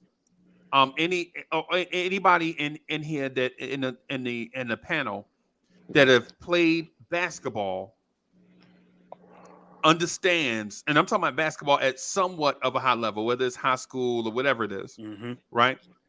When you give your big and the double team comes, right? The coach tells the guards, like if I'm the big, right?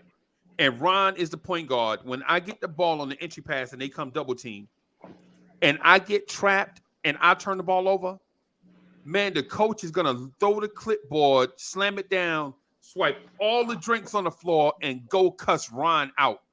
Yeah, because he's supposed to come help. He's supposed to come help your big Right. out. And y'all thought it Come was get gonna the ball. be him cussing me. No.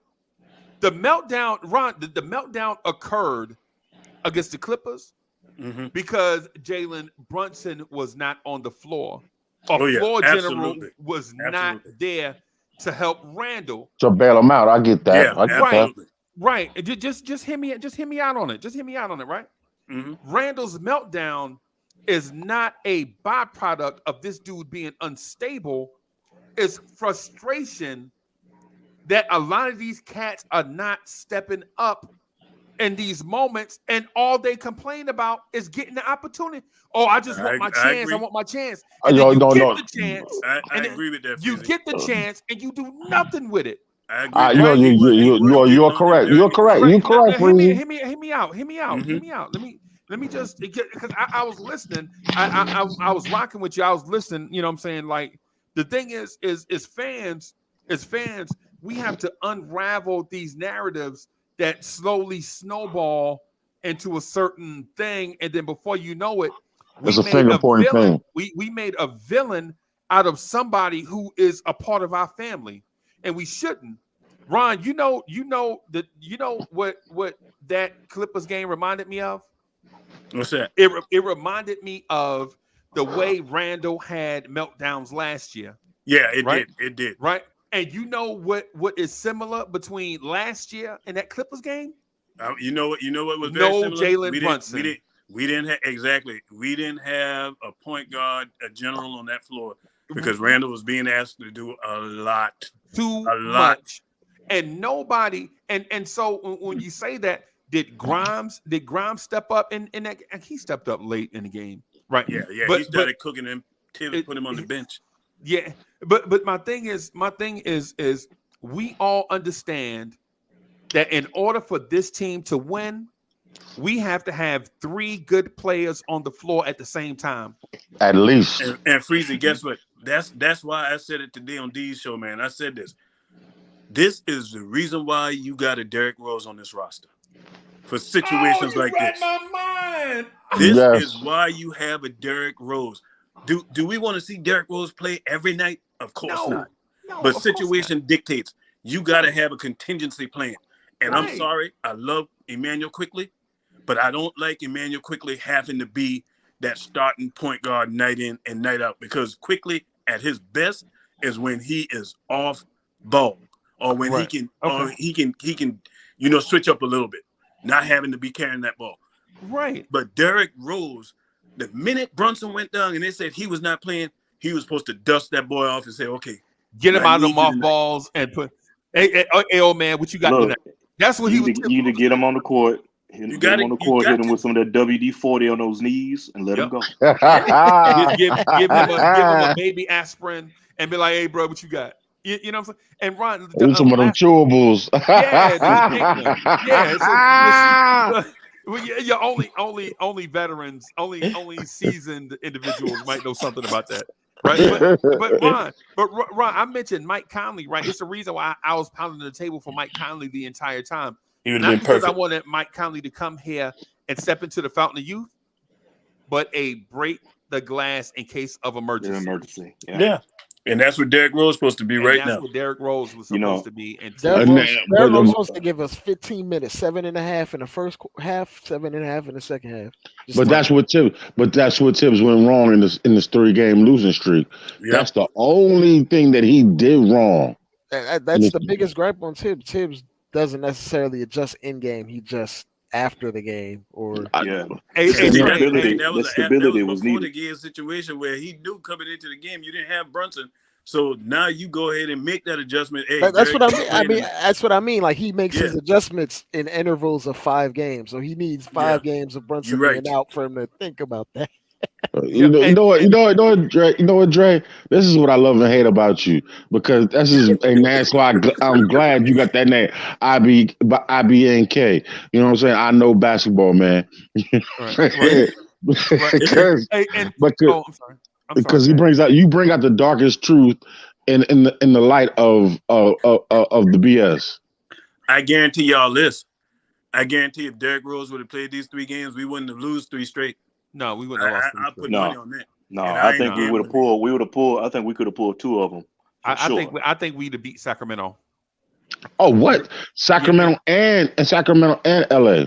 Right. We definitely would have We got definitely the beat. I know we definitely would have got the Clippers. I don't know what it is with I us in think we'd have lost. We'd have Sacramento. lost to Charlotte though, because the team was just flat out washed up, tired, Oh, fatigued they were gas. from They the were from the gas. Boston Yeah. game. So even They if Rose played would have those played, 3 we probably would The still overtimes. would have Knicks lost. looked entirely Yeah. flat against Charlotte. So, but let me get to the thing with Lee though. I just want to the thing with Lee and Dre. Dre, listen, I feel you with the intervals of 5 thing, but here is why a lot of people say I flip flop on points, but I'm not. What I want to do is just state something that I think is the obvious that we overlook though. The thing about not playing roles is not that Tibbs doesn't understand that, but what was happening is I believe the organization from the top down has this stupid, ridiculous mandate of win a championship while developing young players, right? So the reason why Tibbs didn't play Derrick Rose is not that he forgot Derrick Rose was alive. He didn't forget Derrick Rose was on the roster, but he's also at the same time trying to develop young players, right? The thing is, if you're telling me that Tom Thibodeau trusts Miles McBride more than he trusts Derrick Rose, I'm calling you a liar and you don't know basketball. Freezy, I'm glad you said that because me and you on the same sheet of music. What? I said that earlier today. I said, ain't no way. And that's Derrick Rose. That's his man. That's his man. Derrick Rose had followed Tibbs everywhere he's went. And you mean to tell me you need point guard play and this man is not playing? And he playing a young, inexperienced point guard. You know what that speaks to? That speaks to Tibbs having Tibbs has his hands in 2 cookie jars. Like you gonna give me. That's what we say. Down, y'all know I'm from Jersey, right? But some of this down south stuff, I love it. I love cat. Give me. I love fish and grits, yo. I ain't even gonna lie. You know what I'm saying? They go hard in the paint. I love down south. Shrimp and grits, you heard me? Man, Yes, they go sir. hard in the Yes, paint. sir. They go hard in the paint. Yes, sir. You know what I'm saying? But down here, there's a saying called "Gimme me." Yes, right, right. And Tibbs is like, okay, I'll play these young cats, but you gonna give me. I'm gonna do it my way, right? So the thing is if I got to play Grimes and I got to play McBride and I got to play Quickly, who are all second, third year guards. Remember this. Tibbs is playing second and third year guards, right? RJ is a 4th year wing player, right? Mitch is a 5th year player. This Hartenstein, 5th year player, right? A lot of this team, most of the rotation is very, very young guys. And you sprinkle in vets, Josh Hart, Jalen Brunson, Julius Randle. Everybody else, Obi Toppin, young guys. So Stupid Tibbs, young. yeah. So Tibbs is on the one hand looking out for his legacy. He want to win. At the same time, he got his other hand in the cookie jar. I got to play these young players. Yeah, so because of the mandate. Right. Politics. Right. Yeah, right. And you know what? And Cam Reddish alluded to it. But Freezy, man, I'm laughing because everything you said right now is what I was trying to say earlier today. Everything you saying but the subject. Because nobody we can talked tell about me that too. Nobody can tell me why Derrick Rose ain't playing when Brunson is hurt.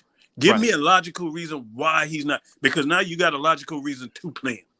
Right. Well, hey, this also. Go ahead. Oh no, I'm just saying real quick. This is also, you look at the moves the front office did in the offseason to get rid of certain players that Tibbs used to lean on. So a lot of it is to save Tibbs from Tibbs. As they say, stop Tibbs from tipping. Tibbs from tipping. So you got to make these moves to do certain things. And if you notice, he only has the one player because we all know. Show us Fire's hot. If Taj was still on this team, he would have been getting minutes. Sims would have never seen. Sims right there with me. He would never seen the light of day. He would have never started. Right. Matter of fact, he would still be in the G League. Yeah, Sims would have been in the G League. Absolutely. That is the main question to be asked to Tibbs. Why are you benching Derrick Rose? If in the that's your case of an man, injury. You have to play. This if was the that's your prime man, opportunity to play that guy. yeah. Because you know what might happen? I'm gonna tell y'all right now. It won't surprise me none at all if Derrick Rose plays in the playoffs. Eat Right. that That's the one. other thing I've been Eat saying that too. one. It won't surprise me at all. Right, I'm with you on that. I'm with you on that. But you can't give everything away, bro. If you give everything away in one show, what we gonna do tomorrow? What? Yeah, what? Yo, I used to say that. I used to say that when I was coaching little league football, especially high school. Especially high school. Like you can't, coach, put him on the bench. No, Right. you can't run that one right there. We're gonna No. save. We got Say something for later. we got to say something for tomorrow. It's you know, but And my Hey, point it's is, like that. Hey, freeze is like that candy. Give you a little bit now, give and you a a little little bit later. later. And if you don't and Yeah, think remember, front office get involved in stuff, man, please. Front office get involved in stuff all the time. Even last year, the end of last year, when they supposedly rest Julius because of an injury, so Nah, Obi could Julius was play out there trying to get them last numbers. 8 games or whatever it was. Man, that was a Yeah. front office call all day. yeah, Mhm. Julius Yeah. Randle don't miss no time. Everybody knows that. right. He's a warrior. How many times you seen Randall get a looks? How many times Randall get hurt and it looks like he gone for the season, and then he bounce up That's one thing. That's one and thing play he through did pick up from the Black Mamba. He did pick that up.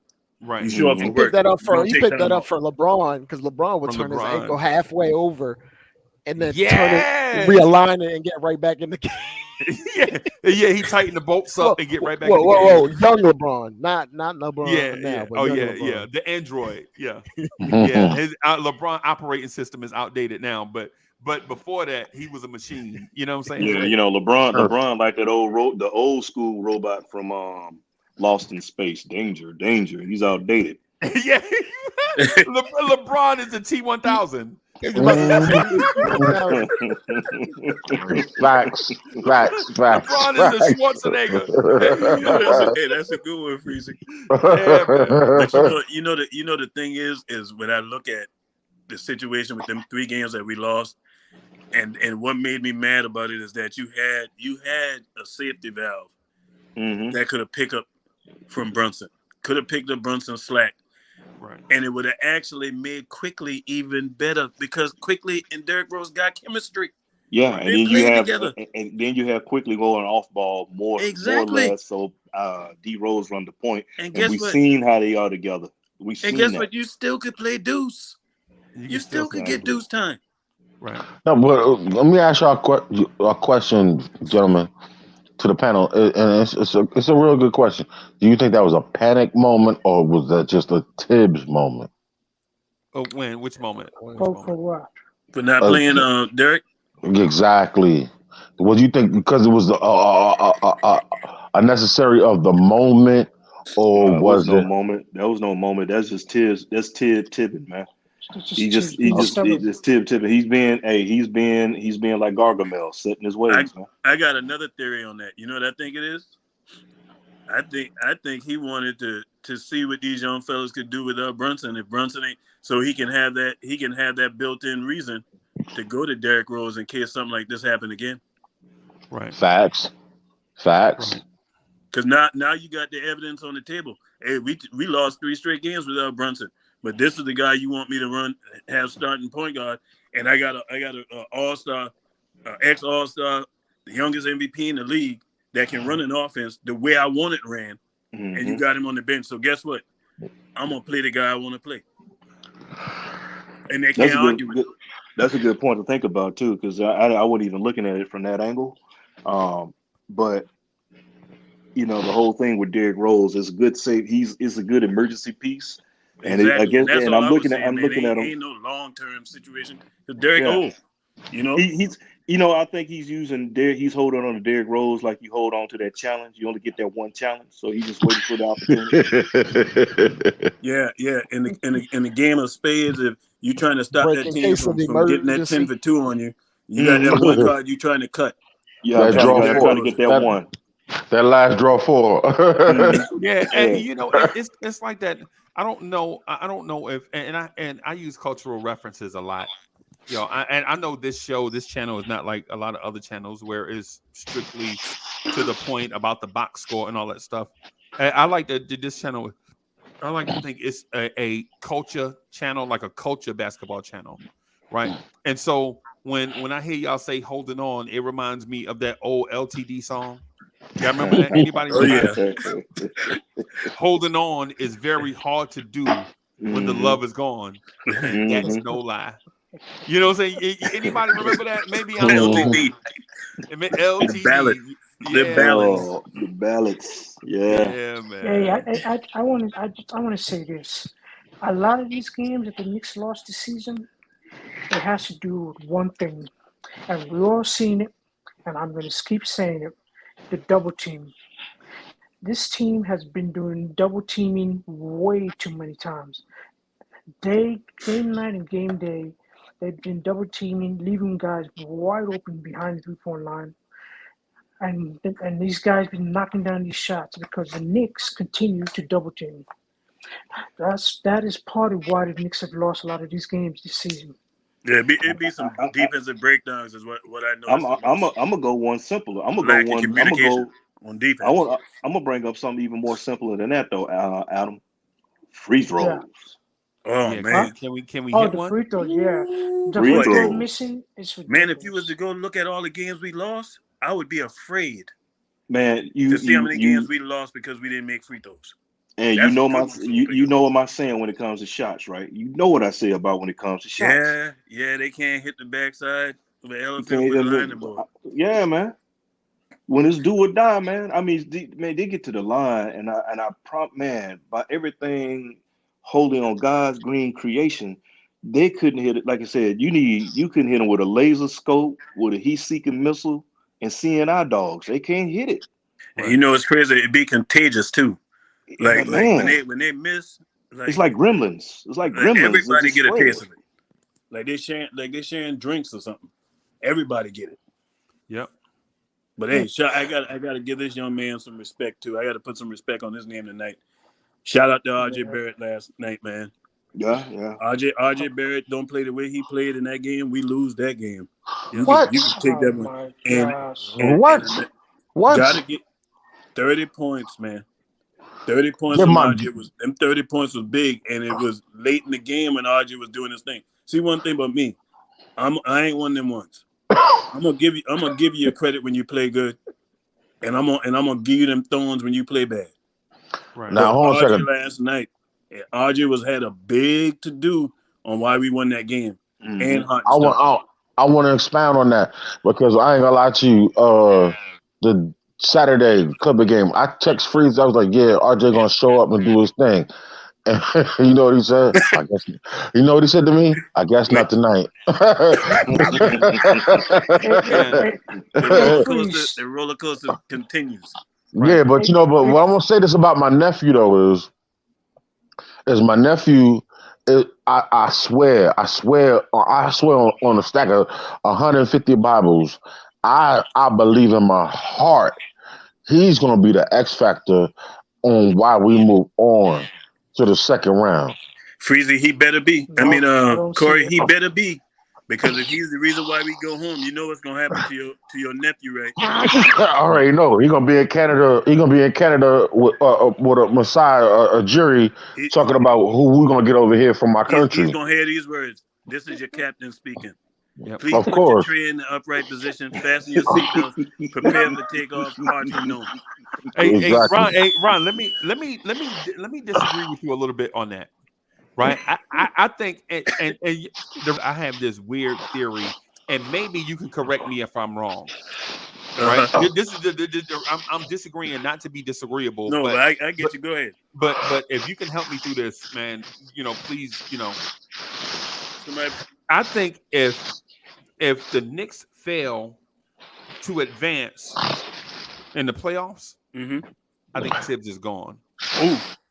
Oh yeah, I agree. Now that I don't think RJ is gone. I think they'll keep RJ and keep Grimes and keep Quickly and keep McBride and keep Obi and look at the coach like, hey, listen, this can't be Dennis Smith Jr., Kevin Knox, Cam Reddish, Obi Toppin, RJ Barrett, Quentin Grimes, Emmanuel Quickly, Obi, if I said his name, and it can't be everybody that we bring in here. Ultimately, We have to Freezy, start looking at the coach. I gotta agree with that. And guess what else? You gotta expand that even further. If we get embarrassed where it's a 4-1 or a 4-0, Right. we get knocked out, the front office might be gone too. Because I doubt that. I would not be Let him finish, surprised if though. Dolan been very quiet, and this Well, will be 2 years in a row of being in the play, 2 times in a row of being in the playoffs and getting basically swept. Right. That would not be a good look. Right. Firing Tibbs is the get out of jail card. He's gonna be the Yeah, scapegoat. yeah. But guess what? Yeah. But guess what? This the only problem with that. Them guys only got 1 year left on their contract, both of them. Right. Right. So you gonna let these guys hire the next coach when they basically in lame duck status on a one year deal? They're gonna have to. I mean, I can see Dolan calling Toronto they and giving them probably everything go to get Johnny Masai. Bryant. They probably go I think they're gonna go Johnny Bryant if they were to let they might not even fire Tibbs. They might give Tibbs a consultant office. job. You know. Yeah. That's but Dre, that's what I mean though, because we talked about that. What I'm saying is move Tibbs out of the captain's chair. A scouting job. Or a special assistant to the team president type thing, like I talked about Pat Ewing. Mhm. Like one of those jobs is nebulous. You still here, you still have some say, but you ain't the coach. They need to It's bring basi- Pat back. They really do. Basically, it's like you take, you got the old cat that's been working at the he's not ready to retire, but you don't want to force him out totally all the way, so you give him that consulting job. Like he Right. makes a bunch of noise and all like that, but you really don't really have say so, and Ron and We I like to did call talk it about. short. Like in corporate America, I call him Fat Cat, right? Mhm. Like the dude that's like 3 years, like he been with the company 27 years, and he just all he want to do is retire. The only reason why he ain't gone is because his retirement date ain't come. And in Exactly. the military, we call it being short. Like Yeah. like an E6, he an assistant squad leader, Mhm. or I'm sorry, he assistant squad leader. I mean, he's an assistant platoon leader. Exactly. Squad leader. He the leader of first squad. He like an E6. Mhm. He probably not gonna get promoted. The but backup E7. Yeah, Lady, yeah. But he Lady, got like Lady he got like a Eloise. year and a half till he retire. Mhm. You know what I'm Lady, saying? Lady Eloise. Yeah, Lady Elo. Exactly. A figurehead. Hey, Right? let me ask you something. If the playoffs were to start today, who would the Knicks play in the first round? I think it's Philly in it. I don't know. For the upper We're the 76ers? sixth Be seed the right. sixth seed We're the still? 6th seed, so we're going against Philly. Right Technically. now. Right, but we're still we could still be the 5 seed. So I don't, Oh, Yeah, yeah, they still can get the yeah. 5, and I think So they'll get the yeah, 5. either way, if it's the Sixers or whoever, I don't see the Knicks getting past the first round. Nope. Well, I can tell you this: Not with this roster. ain't none of them teams. I disagree with you Hold on on a that one. I disagree Adam, with you. yeah, come on, I Adam. don't see this team going past. Adam. There's only one bad draw for the Knicks, and that's Milwaukee. Exactly. Everybody else can be had. We got a fighting chance. See, Adam, what you misunderstand, bro, is that we have a fighting chance against all these teams. We've played all these teams outside of Milwaukee. Outside of Milwaukee, we played all these teams fairly well. Yeah, we own Boston, and we got a winning record against Cleveland too, and I think we probably were about even with Philly. Philly Hey, and Cleveland. We got more wins against Cleveland than they do against us. Right. If I may, the Milwaukee thing, the more I think about it, the more I feel like if there's anybody out there I want us to play, it's Milwaukee. Because of the In the standard. first round? Right. Because You of know the what? I'm gonna standard. tell you this, Freezy. The Knicks would be a bad matchup for them as much as we know it'd be a tough matchup for us. The Knicks would be a team they would not want to face in the first round. And that's my whole would thing be- too with it. You know the danger in that would be? It reminds me every bit. Remember when Denver had Mutombo and Robert Pack and them guys? No, I got one even better for you, Ron. Hey, y'all, let me expound on my point though. Let me just expound on the reason why I say the Knicks versus Milwaukee is not doom and gloom. For those of us that watched the Knicks versus the Bucks this year, me, Corey Lee, Adam, all of us, we were together during these Milwaukee games. Yes, right? we were. Yep. And during these Milwaukee games, the one game, I think it was a Friday night, the referees gave Giannis every call under the sun Yes, they to did. bail them out. It was a one possession game. We up by 2. They bring Giannis back in. Giannis loses the ball out of bounds. They call a foul, and then when we look, like who? Okay, if it's a foul, who touched him? Who touched him? Who touched him? They call a foul. Tibbs won't challenge. Giannis goes take an hour and a half to shoot 2 free throws. And then the snowball effect from every time Giannis come down, he get the call. Giannis is fouled on a jump shot. Who in the world is gonna get that close to Giannis, knowing that he's not a jump shooter? But he's getting so one game. I think we get taken away from us. And then the holiday hot game. I know, Ron. Let me. Okay, I got you. I got you, big dog. I promise. Ron, you gotta give me. I'm good at this, bro. I promise. I the other game. Well, I love my family. The other game. The other game. Mitchell Robinson. Now, mind you, we beat Milwaukee this year too, right? So just we did. The other game that we lost, right? It took Brook Lopez catching fire from 3 to keep them in the game. Facts. And Mitch didn't go out there. Mitch closed out late. Why would Mitch close? So for one, if I'm coaching Mitch, why are you closing out late on Brook Lopez? Is he gonna put the ball on the floor? And he's a high 3-point shooter too. Yeah. Is Brook Lopez gonna put the ball on the floor and Allen Iverson his way to the basket? No. Right? Brook Lopez hits those corner threes on Mitch, give them a 5-point lead. The Knicks come all the way back and tie it. A monumental effort from 3 guys, RJ, Randall, and Brunson. We tie the game. And then Drew Holiday isos Quentin Grimes on the perimeter. And ate his ass up. Threes back to back. Because the first 3, remember it was a tie game. Remember it's a tie game, right? It's a tie game. The first 3, right? Drew Holiday isos Grimes, comes down, hit the 3. And I'm like, what? Since when did Drew Holiday become Steph Curry? But on the trip down, Grimes hits the 3 to tie the game. And they get the ball back. And then Drew Holiday, I'm sorry. They was up by 1. They hit it to go up by 4. Grimes hits the 3 and cuts it back to 1. Drew Holiday comes back down, does the same thing, goes up. He hits the 3 dead in Quentin Grimes' face. You couldn't play defense better. But when they go up by 4, instead of us realizing that it's a 2-possession game, all you need is a 2. We come down, shoot a 3, they get the rebound, and it's over.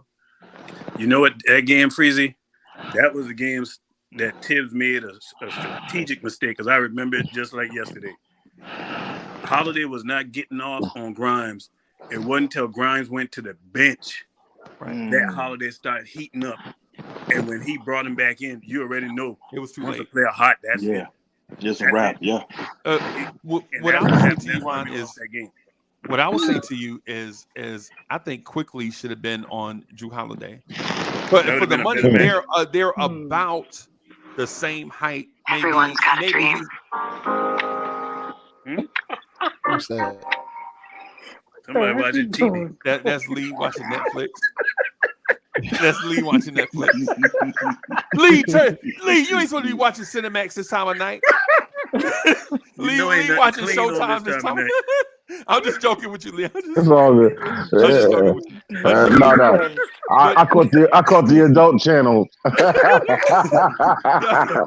If you see what I'm saying, like the whole Giannis and Drew Holiday and Chris Middleton thing don't fly with me no more, because Chris Middleton at some point was coming off their bench.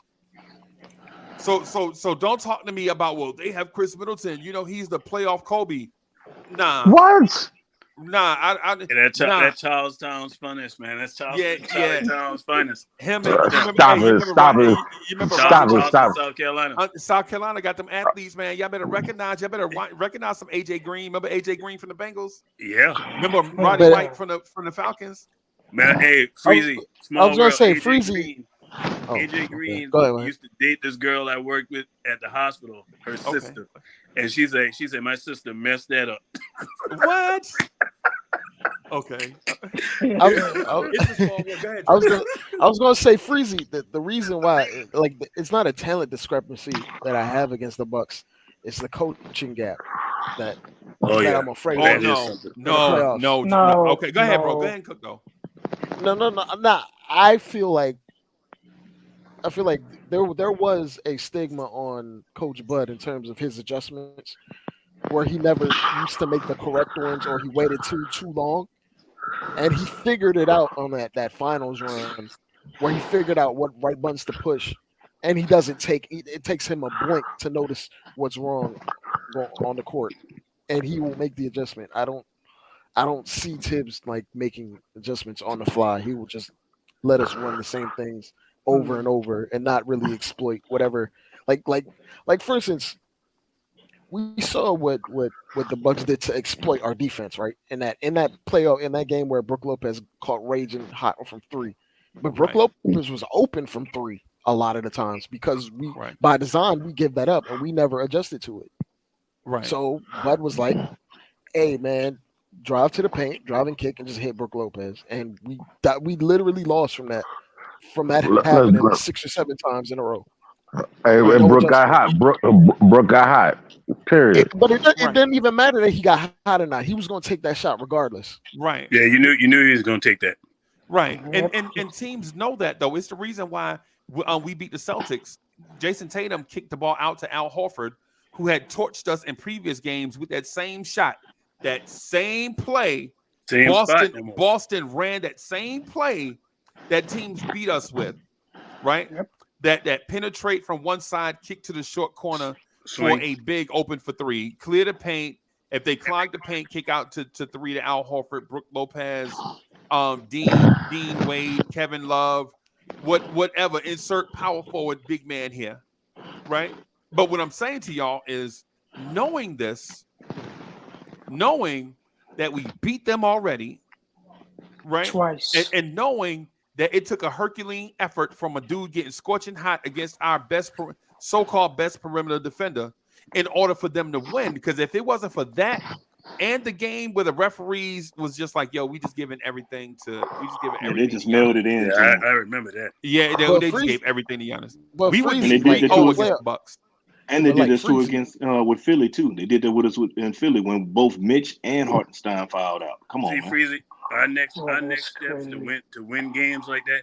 See the problem for the Knicks, and we've all seen it. We watched it. Right. Is those close games.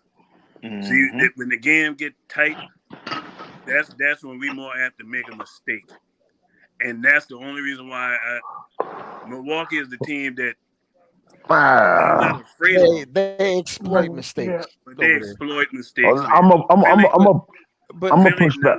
nah, I ain't I'm worried a about Philly. Lee, let me I'm a address Dre's point though, because Dre made the point about Bud, and I don't want to, and out of yeah respect to what Dre said, man, I just want to make sure yeah that it doesn't just go just float away. Dre no said doubt. Bud is a better coach than Tibbs, and I know Dre. Listen, I know Dre knows basketball, bro. Dre's one of the Mhm. sharpest dudes in Nick's universe when it comes to this What basketball thing, right? what? I cannot But disagree. my thing though is about what he said. I'm gonna question whether it's a Budenholzer thing or whether it's a world's greatest player thing. Mm. And in those situations that you mentioned, what if Tom Thibodeau had the world's greatest player? Is the He'll run them outcome in the different? ground. Is the outcome different?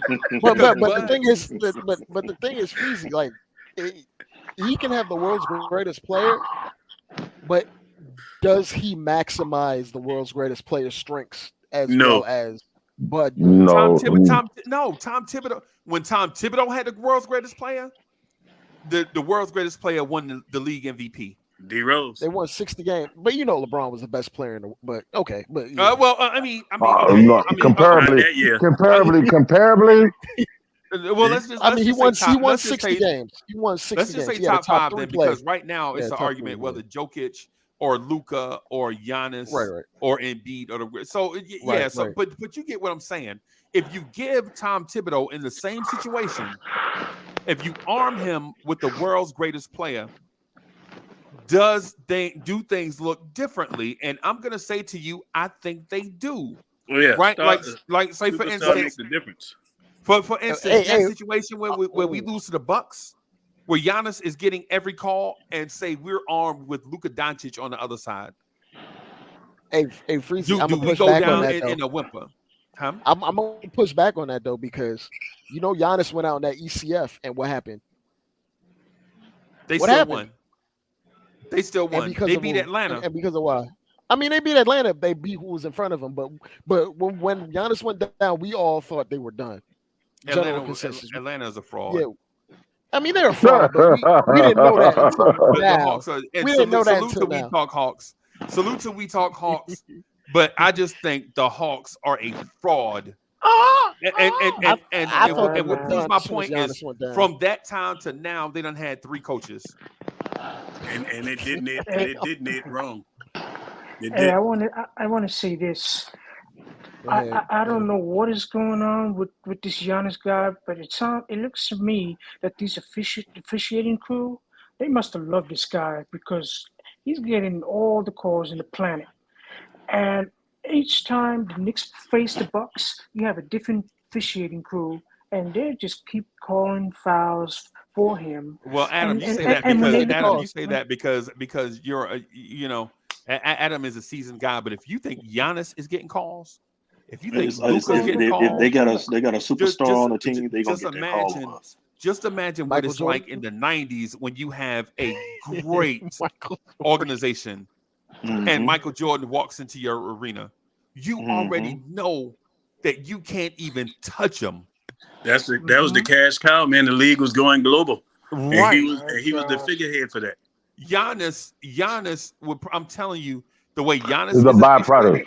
He's a byproduct of that. Yo, Yeah. I'm telling we saw referees stop the game and go ask Michael Jordan if John Starks fouled him. Hey, Mike, did he foul you? I remember. Mike, like, yeah, he fouled me. And then they blow the whistle on Starks and give him a tech. I remember that. I ain't never seen that still to this day. Yeah, but when we see the replays of these foul calls on Giannis, most of them are not even fouls. But Adam, I'm gonna tell you like this here though. That's anytime we play a team with a so-called superstar. Right. That's whenever it's not just Giannis. That's the superstar effect that's the politics. The politics of the game.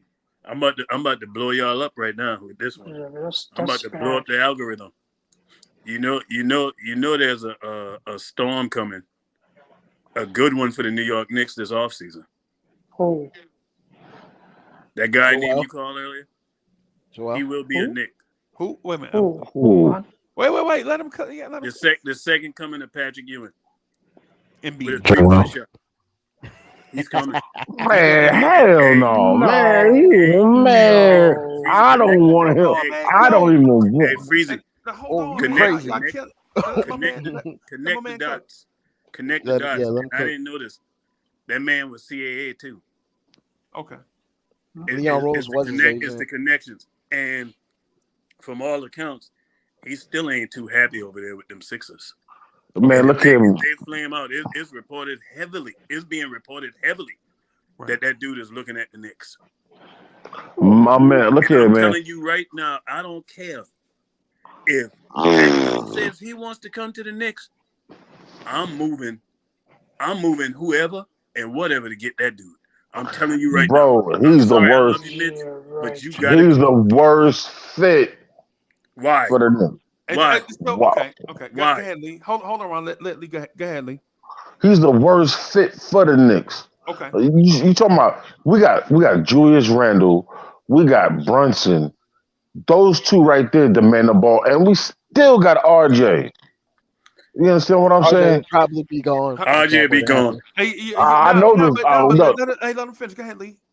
No, he would be the worst fit, and it would be so centric around him. It would be so centric around him. You think it's around him now? You understand what I'm saying? We'll be praying for the next Harden to come to help him. No way. All right. If you mess around and can get Joel Embiid with Julius Randle and Brunson, That's a championship. I don't Right, care and Ron, let me nobody just say No, this that's to both of no. y'all points. Hold on, man. Hold on, Ron. Hey, Ron, thank you for that too, bro. Because yeah, It's heavy right I now. don't So you know. can look I it don't up, man. know It's if heavy. I don't know how I feel about the Embiid thing, but I'm glad you introduced it. But let me say this to Lee first. Lee, if you get Joel Embiid, he is the fit. None of these dudes on our roster is Joel Embiid. I don't care about Brunson or Randall or RJ or Quickly or Obi. You bring in Joel Embiid here, they fit around him. You don't bring. Lee, think about how ridiculous this sounds. I'm bringing in Joel Embiid to see if he fit with RJ Barrett. Think about how crazy that sounds. Hey, I'd rather sound crazy than look stupid. Well, yeah. No. I'm not disrespecting you, bro. I'm not saying that. No. I don't I'm feel not disrespected. disrespecting you. No, I don't mean that. Let me clarify. I'm not saying that to be disrespectful to you. You know that. You my brother. I know You this. know that, right? We good. But what I'm saying is if there's ever any consideration of getting an Wow. all-time great right in his prime, there should never be a consideration with, well, how does he fit with Quickly coming off the bench? Man, you know how much the balance of power would shift? Right. But Ron, here's the thing too, though. Here's the thing that concerns me about Embiid. Health. In today's NBA, because I talked today about how I don't trust Jalen Brunson. Mm-hmm. Right. I talked about that today. I don't trust Jalen Brunson. And for those, I'm not going to get into it. For those that hadn't seen that, man, y'all check out. That was a great show. The thing previous. But if I feel that way about Brunson, I'm going to say the same thing about Embiid, right? And it's not because they have a lack of skill. Ultimately, it's about well, how long do I have him for before he breaks down? That's always a concern. And so Knicks fans like me and Ron had a conversation 2 years ago about Kawhi Leonard coming here. Same thing. Same concern. And right now, Kawhi Leonard is playing the best basketball of his career. Right now. It was rough for a while, but right now he's playing think about what I'm saying to y'all about Kawhi. The best basketball of his career right now. That's crazy seeing that you saw all the stuff that Kawhi Leonard go through. Right? But Lee, if the Knicks were to entertain that, right? If the Knicks were to entertain it, and if Brian Windhorst is right, because you said it for the last 2.5, 3 years. I know where you're going. I get the vibes from Windhorst that he's talking about Joel Embiid, right? Maybe I'm right, maybe I'm wrong. I don't know because for one, Joel Embiid didn't say it, and two, Windhorst hasn't publicly said Embiid's name. But us put the 2 and 2 together. I'm thinking I got another name for you. Throw out there, Freeze. When you're done. No, go ahead, bro. No, I won't cut you off because you cooking. I see you starting to add a little extra spices into that pot. Well, I see that shrimp get ready to go on my plate, boy. With that 11 herbs and spices, man. Y'all need to stop. Yeah, you know how it is. But the point is, so if Embiid is indeed the guy, if Embiid is the guy, there should be no player on this roster that is off the table. Because if Embiid retired right now, he's going to the Hall of Fame in 5 years. What? Oh, he's gone.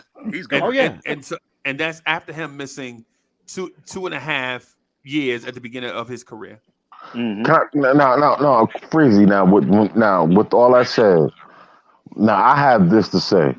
So now, God forbidding injury, barring all this.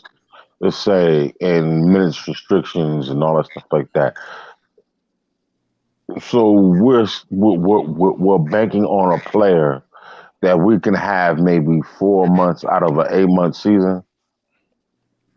Okay, I'm gonna look at how many games did Joel Embiid miss this year. I'll put it like this: he's played more games. 10. He's played more games. He's played more games than Zion. You got that right. We're not talking about Zion. We're talking about. Saying. So Joel Embiid played 54 games this year. Yeah, Zion can't stay healthy. 54 out of a possible how many? What about 82. 70? 82. About They no, played, because the season ain't over. The season they ain't over played yet. how many? So he He's played missed 13 54. games. Missed missed 13 13. games with an injury. It's not bad. Not bad at all, considering what he's working with. Or what I'm he just, has worked with. And the load he carried over there. Mhm. Right. no, my biggest issue is, fellas, and forgive me for just being the devil's advocate or the Oh no, outsider of that's this. good conversation. Man, the devil No, no, don't no, need no, an no. advocate. The devil be busy by itself. But The, anyway, but anyway, the man, devil don't need nobody to help him. you lucky your show was censored. He But stay I'm gonna on say this this. job. Yeah, he do. But anyway, my point to you is this: is that I'm just scared to invest that type of money into this young man, knowing that it's a possibility that he might be done for the year. You Guess what, investing Corey? that you No, no, investing I'm no. that the glad you same said that money 'cause in 48 and rolls right now. The same money. I'm glad you said that because me and Soulfinger had this very conversation about another player today. We talked about Levine. You know, Right. we was hot on his heels. Go get him. But you know what though? I'm gonna Why say he this. ain't here? At some point, the New York Knicks gonna have to take a chance on somebody. Mhm. We did it with KD. We didn't take a chance on KD because we didn't look at the medicals. Remember, that's the Mhm. only reason why that guy didn't become a Knick. He Right. got teed off because Dolan wanted to see their medical records. He didn't like that. Right. So at some Yeah, point, but and look how but that played out. Yeah, Brooklyn, we know that thing blew up, but it wasn't because of KD. It's because of that but other guy. but And this is KD what played a lot for him. So but this is where history plays itself into to the current events oh of yeah, what I we're know. doing now. Ah, We let go an all-star player and we traded him to get a player in here, a power forward who's supposed to be futuristic, change the franchise. And what happened? He got here and he was done before he got here. You talking about And I'm not McDyess? talking about Antonio McDyess. It's McDyess. No, he talking about no. You talking McDyess. about? Oh man, no. The McDyess thing is kind of. I thought you were talking about David Lee. Remember McDyess had that. we traded David Lee in a sign and trade to Golden State to free up cap space, and we McDyess had got that Start three him off. guys on contracts that we can terminate in order Yeah, for us to make but room also for too, Around even that's still another reflection of the same situation. I get you. Mm. It's always going to be a concern, but you always got to weigh the risk versus reward. Now, let's say you get Embiid right, and the Knicks win a championship, and then he gets Maybe hurt, one. and he's out, no. and you get one championship with him. Don't you think that's worth it? Because I ain't seen Wow, a championship, one. and the last time they won one was the year I was born. I agree. Me too. I was an arm baby. I was in my daddy's arms when they won. Right. So I agree with you. But to me, for my lifetime, I want to see at least two. You know what I'm saying? You gotta get that Unfortunately, first one first, though. Well, yeah. hey, Dre, you remember the conversation we had about championship teams are the ones that take risks. The Mhm. teams Right. that don't take I know. risks I knew you are were the gonna go teams there. That's a that good stay point, mediocre. Quincy. I knew you were gonna go there. And you I knew gotta you were take gonna go a there. chance, bro. You can't win the lottery if you don't play. That's just like Yeah, great you point, got Freezy. That's just like the- Toronto. Think about it. yeah. Toronto went and hired a guy by the name of Nick Nurse to be their coach. Fired the coach of the year in season. And then made that trade, brought in Kawhi. Brought in Kawhi, took a chance on him, and remember Kawhi was having them health issues with San Antonio, and went to But Toronto they didn't. But Ron, but and again, won a so they championship. didn't. But Ron, again, they didn't just trade DeMar DeRozan. They traded a lot Lots. of Exactly. players. Right? Like for instance, when y'all see Jonas Valanciunas, people forget he used to be a Toronto Raptor. And he was Yeah. a bull You in know the what I'm china saying? shop too. Yeah, they traded him for Lopez when Lopez was in Memphis. Mm-hmm. You know what I'm saying? Traded him the season before the Ja draft. Right? Jakob Poeltl. Mm-hmm. Jakob Jakob Poeltl. Poeltl. Yeah, Toronto And they made brought a him back. lot of Yeah. Well, see, with the whole and then thing with they brought him Jakob back. Poeltl, Like, they he sent missed him you, to bro. San Antonio to get to Pop's training camp to get him right Develop. to bring him back. His Mhm. developmental, and then brought him back. But that is the biggest. People don't talk about it enough, man. That's the biggest gamble in all of sports. Period. Across the Mhm. board. For what Toronto did, because if that thing would have blew up and went south, Majuri was going to get fired. Scared money But don't make no money, bro. yeah. He Hey, to would have get gotten fired. backbone, you got to give backbone to get backbone. You see what I'm saying? You got to Right. give. I can't. The thing is, I was gonna just throw this name out there real quick because it's not as big. It's a name, and he's a decent sized fish. He ain't that big fish that you're talking about Embiid, but Ron and I talked about it, and Ron already know where I'm about to go. I'll keep my eye on that and on Brown, on Well, Jalen Brown. that's the ideal. Exactly. That's the the guy ideal. I got my scope on. I got my eye on that just because. I mean, granted, Because we know it's business. We know it's business, but you can't tell me that man isn't in his feelings a little bit. Think about it. You tried to trade me not once, but twice in the same year for the same cat that still didn't come here, and all the other stuff that's going on. So I think he would be a good fit. Yeah, who Yeah, knows how but he feel about the whole Ime Udoka situation too. Yeah, and You know what I mean? that right there, That'll that come right out there. years from now when them guys retired, how they feel about that situation. because You they got know the real truth behind it. you know what I mean? You got rid of his coach that helped solidify him really. You think about it, because Jalen Brunson took off with him. I mean Jalen Brunson, And Brown, Jim Jason Brown. Brown. Jalen Brown took off with him. Right. No doubt, no doubt. So ultimately, what I'm saying is because I'm not star searching, right? I'm not star No. searching. I'm just saying, like what Ron said, keeping an eye out on Embiid, and listen, where there's smoke, there's fire. Of course. Right. When Yeah. there's smoke, there's fire. Usually something is brewing somewhere. Now, will it come to fruition? We don't know for sure, but it's definitely something worth keeping an eye on because the cat from ESPN is supposed to be trustworthy, and we can't trust him if he keeps shooting us the gas. And for But I those tell that you don't what, know, he was right about LeBron going to LA. yeah, When I Yeah, didn't even but know where that came from. I was like, what? LeBron yeah, ain't but going to no again, LA. I gotta ask. Next thing you know, he was in LA. Yeah, but I gotta ask. Do y'all have confidence in Leon Rose to bring in a guy like Joel Embiid to the Absolutely. Knicks?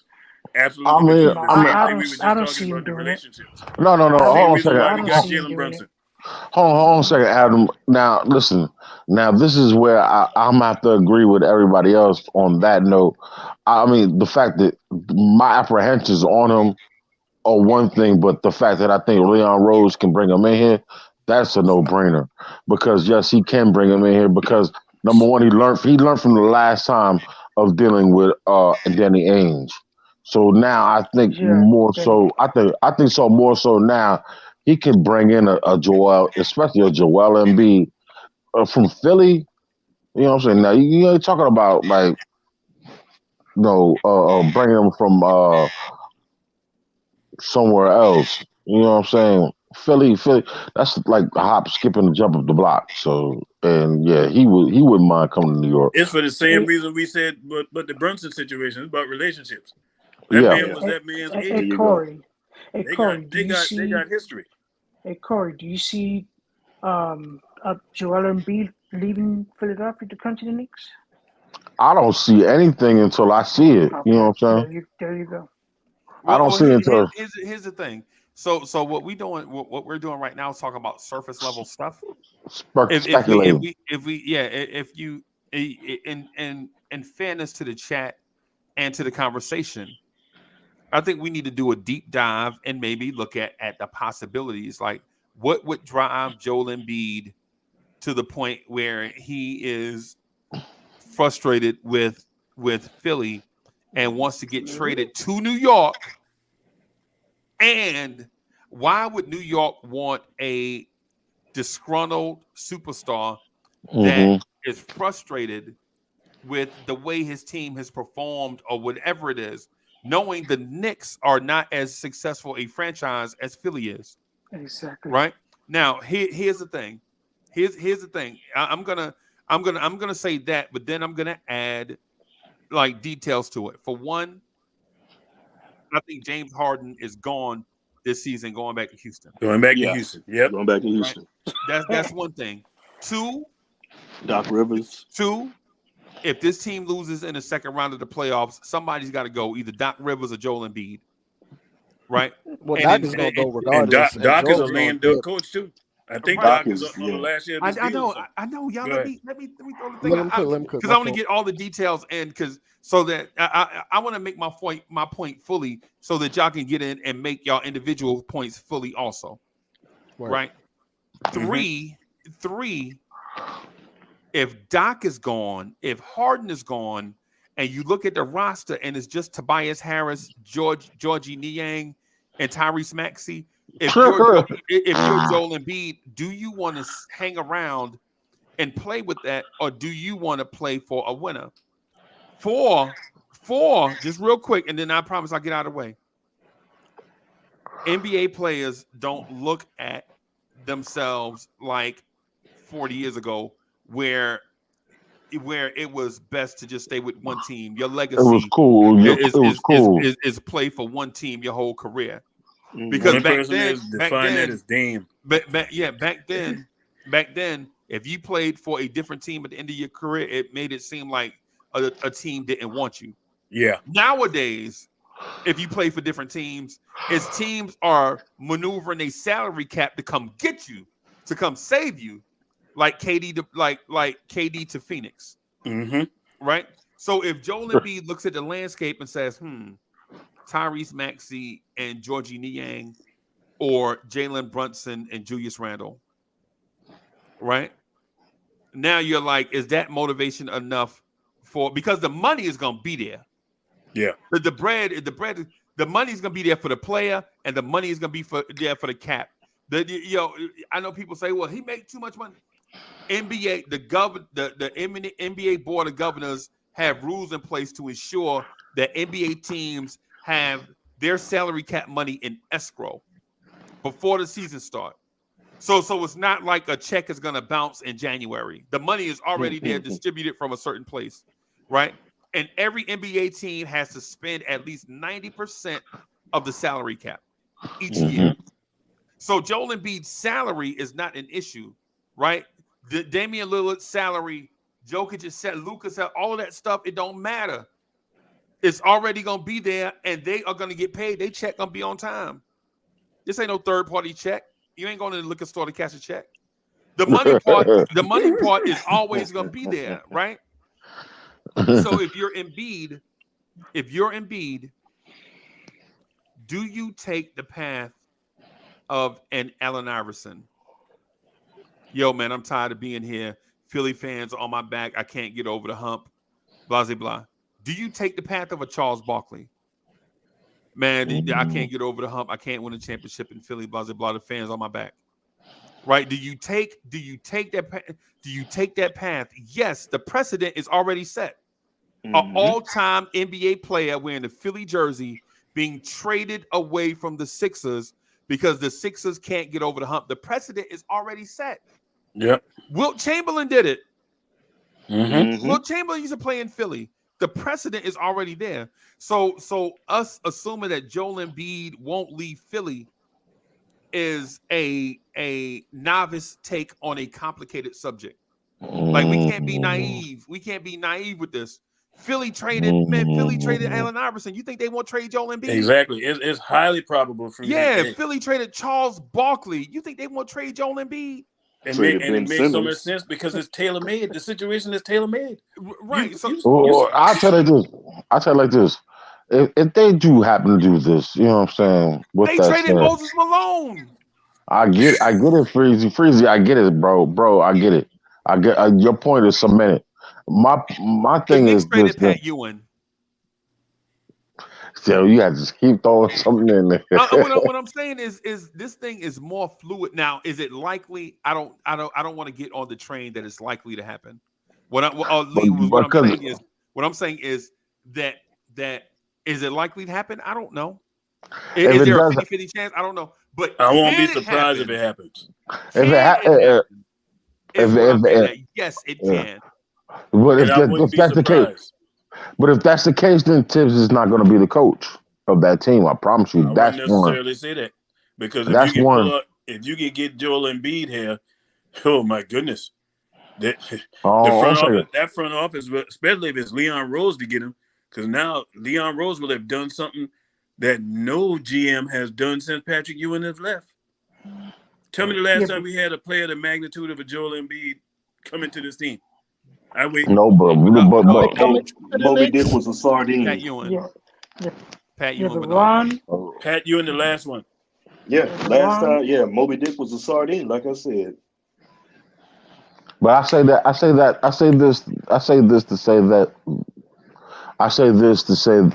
say something else. Is that he will phenomenally be the most valuable player in the league if he comes to New York. Oh yeah, so he won't have to worry about that getting that. You're right, because if he messed around, and then that's another thing. You mess around and let that guy get a championship in New York. Oh my goodness. Right. Oh my goodness. Hey, Tibbs hey, ain't even Ron. have a You know whose statue. legacy? You know whose legacy would be cemented? The Knicks front office's legacy won't be cemented. Joel Embiid will be considered the savior by New York Knicks fans for all eternity. Absolutely. Right? It Well, won't at be least the Knicks won a championship. It'll be like, yo, we got Joel Embiid and he took us to a championship. And you No, know that to I be don't the see truth it. because look at Clyde. Hey, Ron, let's say Joel Embiid comes to the Knicks. That roster is still not going to be a championship roster. Man, With Joel please. Embiid. Stop. Please. Nope. Stop. Nope. Please. That Stop. roster Please. would Stop. not be a championship roster even Please. with Joel Embiid. I That's not guarantee enough. you he'll be closer to a championship with us than he ever was in Philly. And It's Adam, not enough. an hour and 10 minutes ago, you said that Giannis was getting every foul call. Remember that? Yeah. Remember you said that, right? Mm-hmm. Joel Embiid is in that same category that's going to get those same foul calls. Yeah, he really is. Dre, you remember about 50 minutes ago when we were talking about Budenholzer versus Tibbs? Mm-hmm. And I said if you give Tibbs the greatest player in the world as opposed to Budenholzer having it, would the results be different? Now, if they have Giannis and we have Joel Embiid, how does that coach tactician battle look now? When basically what I'm saying is, and this is an old school saying, but ain't no fun when the rabbit got the gun. Got that right. Meaning translation ain't no fun when it's just Budenholzer. They got the superstar. Now you got a match because now you got to deal with us because we got one too. Yeah. But looking at this Knicks roster, right, and adding to this Knicks roster Joel Embiid, how is Joel Embiid going to make this Knicks roster a championship team? Wow. He can't do it by himself. And well, Wow. He won't have to. you say that, Adam. You say that as if this Knicks roster is a championship team right now. Hey, but They're this not. the thing, Adam. Think about this. The New York Knicks got 40 wins right now as presently constructed. Without a superstar.